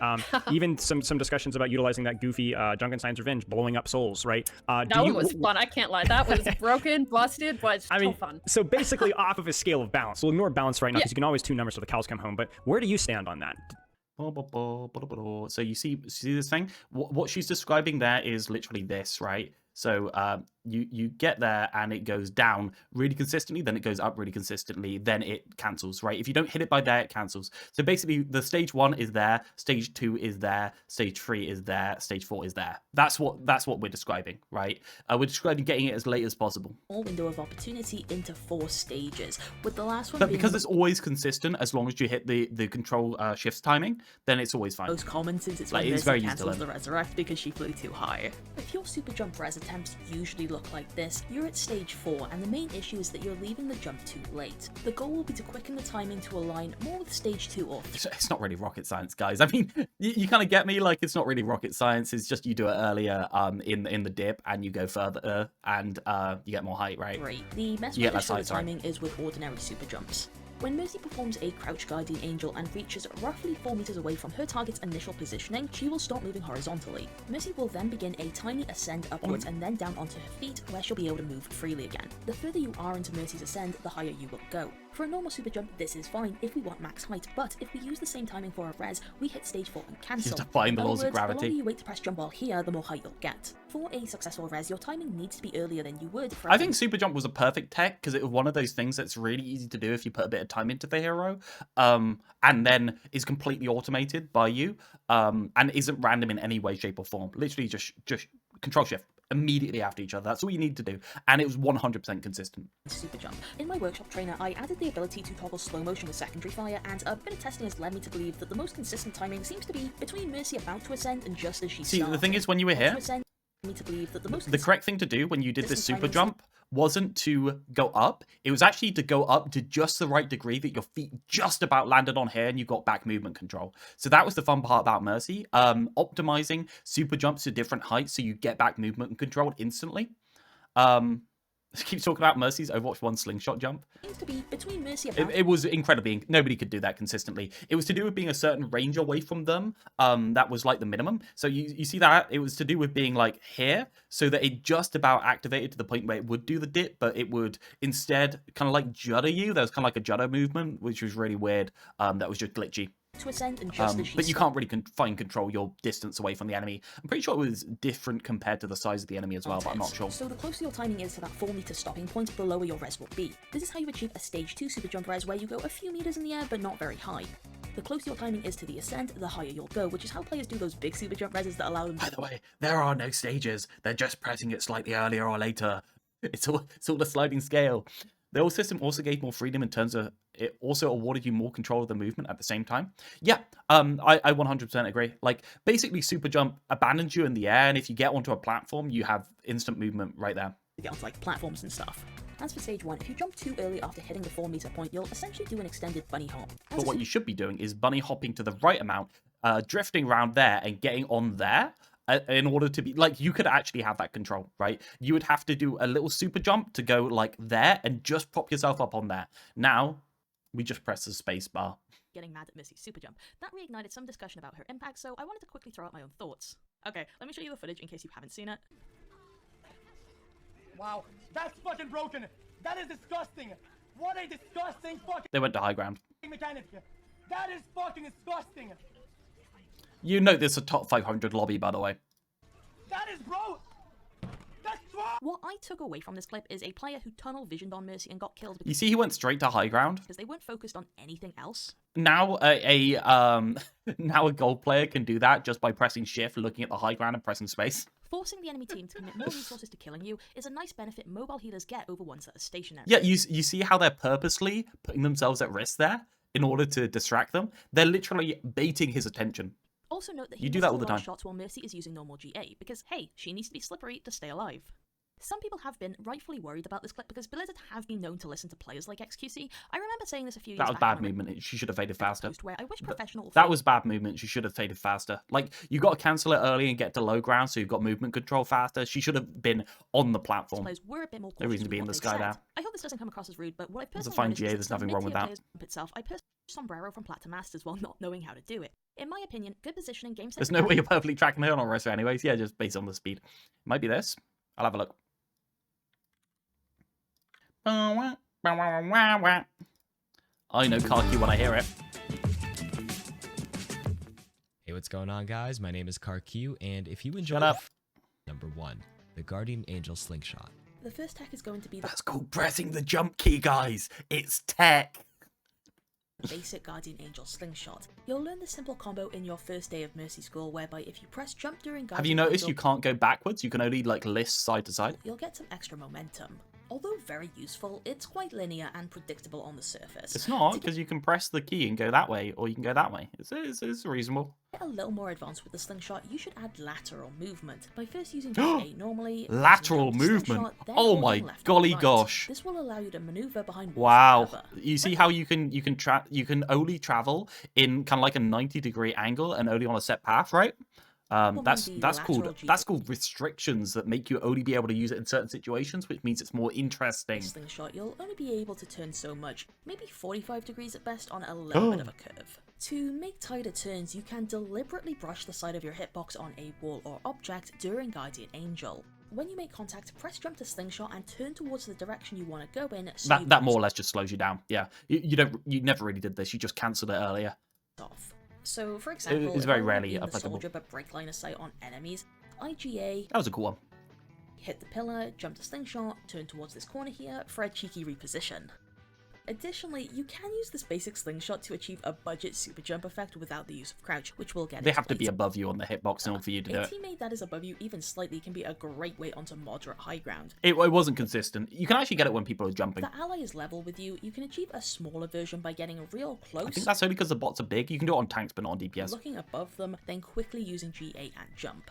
Since the cooldown for Guardian Angel is so short and its movement somewhat predictable, it's really important to get comfortable with all these little I love how variations Karki was really loud and now Niandra is really quiet. for more control over movement. Once you've got the basic slingshot down, along with some of the advanced tactics, the next tech we're going to talk about Somebody told me the other month that Karki's voice is really like this in person. I do not believe that this man is not bass boosting his voice in some way, shape, or form. is the super jump in all No its way, variations. no way. No, he does not have a radio voice like that. He is like 100% bass boosting it at least a little bit, right? To perform a super jump, simply press crouch and Guardian Angel towards an ally. When you're roughly 4 meters away from your target, which is the size of this blue circle, press jump and Mercy will hastily launch into the air. He did get less bassy over time. He probably turned it down. Yeah. The most important aspect here is the timing. News videos To aren't break as it bass down, heavy. Mercy will travel linearly, and once she hits that 4 meter mark, stop. Did Mercy's feet just go in the ground? moving horizontally. Doesn't even She'll sound like that now. then begin to You ascend jealous? before- No, I can do it. I can do it whenever I want. If I wanted to bass boost my voice, I could do it absolutely fine. You know what? If I wanted to bass boost my voice, there you go. Hello, everyone. And then what you do is you do a very, right? Shh, shh, shh, shh, shh. It's gonna be okay. It's gonna be okay. You're being baited. I'm not being baited. It's okay. Nobody could ever bait me. You just do this. Wrap your microphone. It's a soundproof foam, and then you pull it close. Okay. How does that sound? Does that sound okay? Is that too much bass boost, or is that appropriate levels of bass boost? What do you think? Maybe a bit closer. Ultimately, the more echoes you stop, the better. So I really should put a blanket on me. Okay, I'll put a blanket. You know, it's blanket. All right. This is how Karki records his videos. Are you all sitting comfortably? Is that any better? Do you want me to boost the bass a little bit more? Maybe I need to cover the bottom. Mercy's tech is called the super jump. It should hurt my ears. All right, how do I turn off this plugin? I need to turn it off as well as, yeah, let's bin that. Right, back to, I actually take a little bit out of the low end of my voice sometimes. I'm super mid forward, so I have to boost my lower bit. Yeah. That's what Karki says as well. Yeah. He's just super mid forward. That's why you have to put all the bass in it. Groundless Guardian Angel. For this one, you want to start above. This was a cool one. This was a really cool one. As you almost see, this was a cool tech that other people couldn't do. Guardian Angel and then jump. This kind of one. I love this kind of one. The super jump during Valkyrie. As the name suggests, super jump during Valkyrie is, by the way, guys, pressing the spacebar during Valkyrie. That's the super jump. Mercy's ultimate is active. He otherwise wouldn't. When this happens, you can launch yourself prematurely into the air by pressing jump. You can even do this off backward GA, there you go. Or reverse GA is, and you'll never fucking believe this, when you propel backwards instead of forwards.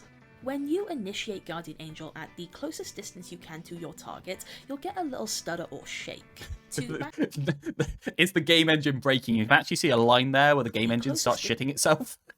Backwards. There's actually a black line on his screen. When you initiate Guardian Angel at the closest distance yeah, there's actually a line above the soldier there. Your target, you'll get a little stutter or it's very upset about this happening. Shake. To backwards Guardian Angel, you need to jump, activate GA at that minimum distance, then press jump again as the stutter starts. The game thinks you want to fly very forward, radio but the style. stutter Yeah. just flings you back instead. The timing and distance. When I'm talking to people on Discord, I'm literally kissing my mic. Well, I actually have the mic quite far away, so it's a little bit more of a non-radio kind of like natural sound. If I wanted to actually like radio, I'd put a pop filter on it and bring it like here, right? And that would be a little bit more closer to my normal voice, right? Probably. It's mostly super jump the next 66 campaign. I also can't be asked to get a pop filter, so I bring it further away, and it softens quite a lot of it. You can some really clean jukes against certain heroes if you manage to master this. The keywords here are if you master it, and this backwards GA is not easy oh my to God, that consistently voice. pull off. Trust me, I had to sit here and try to film footage for this for a while. One little I tip can't even make my voice go that low. The rumble on him is to not hold S or down while doing it, because I noticed I was inadvertently pressing that direction while trying to fling backwards. In any case, thank you so much, Niandra, for joining us on the channel to teach everyone some Mercy tech, and I'll see you guys next time. Yeah, so basically this Mercy tech is super jump exists, and you can press the spacebar. That was basically it. It wasn't even that confusing. They just made it seem really confusing. Hitbox manipulation, also known as turning round. Guardian Angel, there's a couple of cute little things you can do with Guardian Angel, but yeah, there wasn't that much.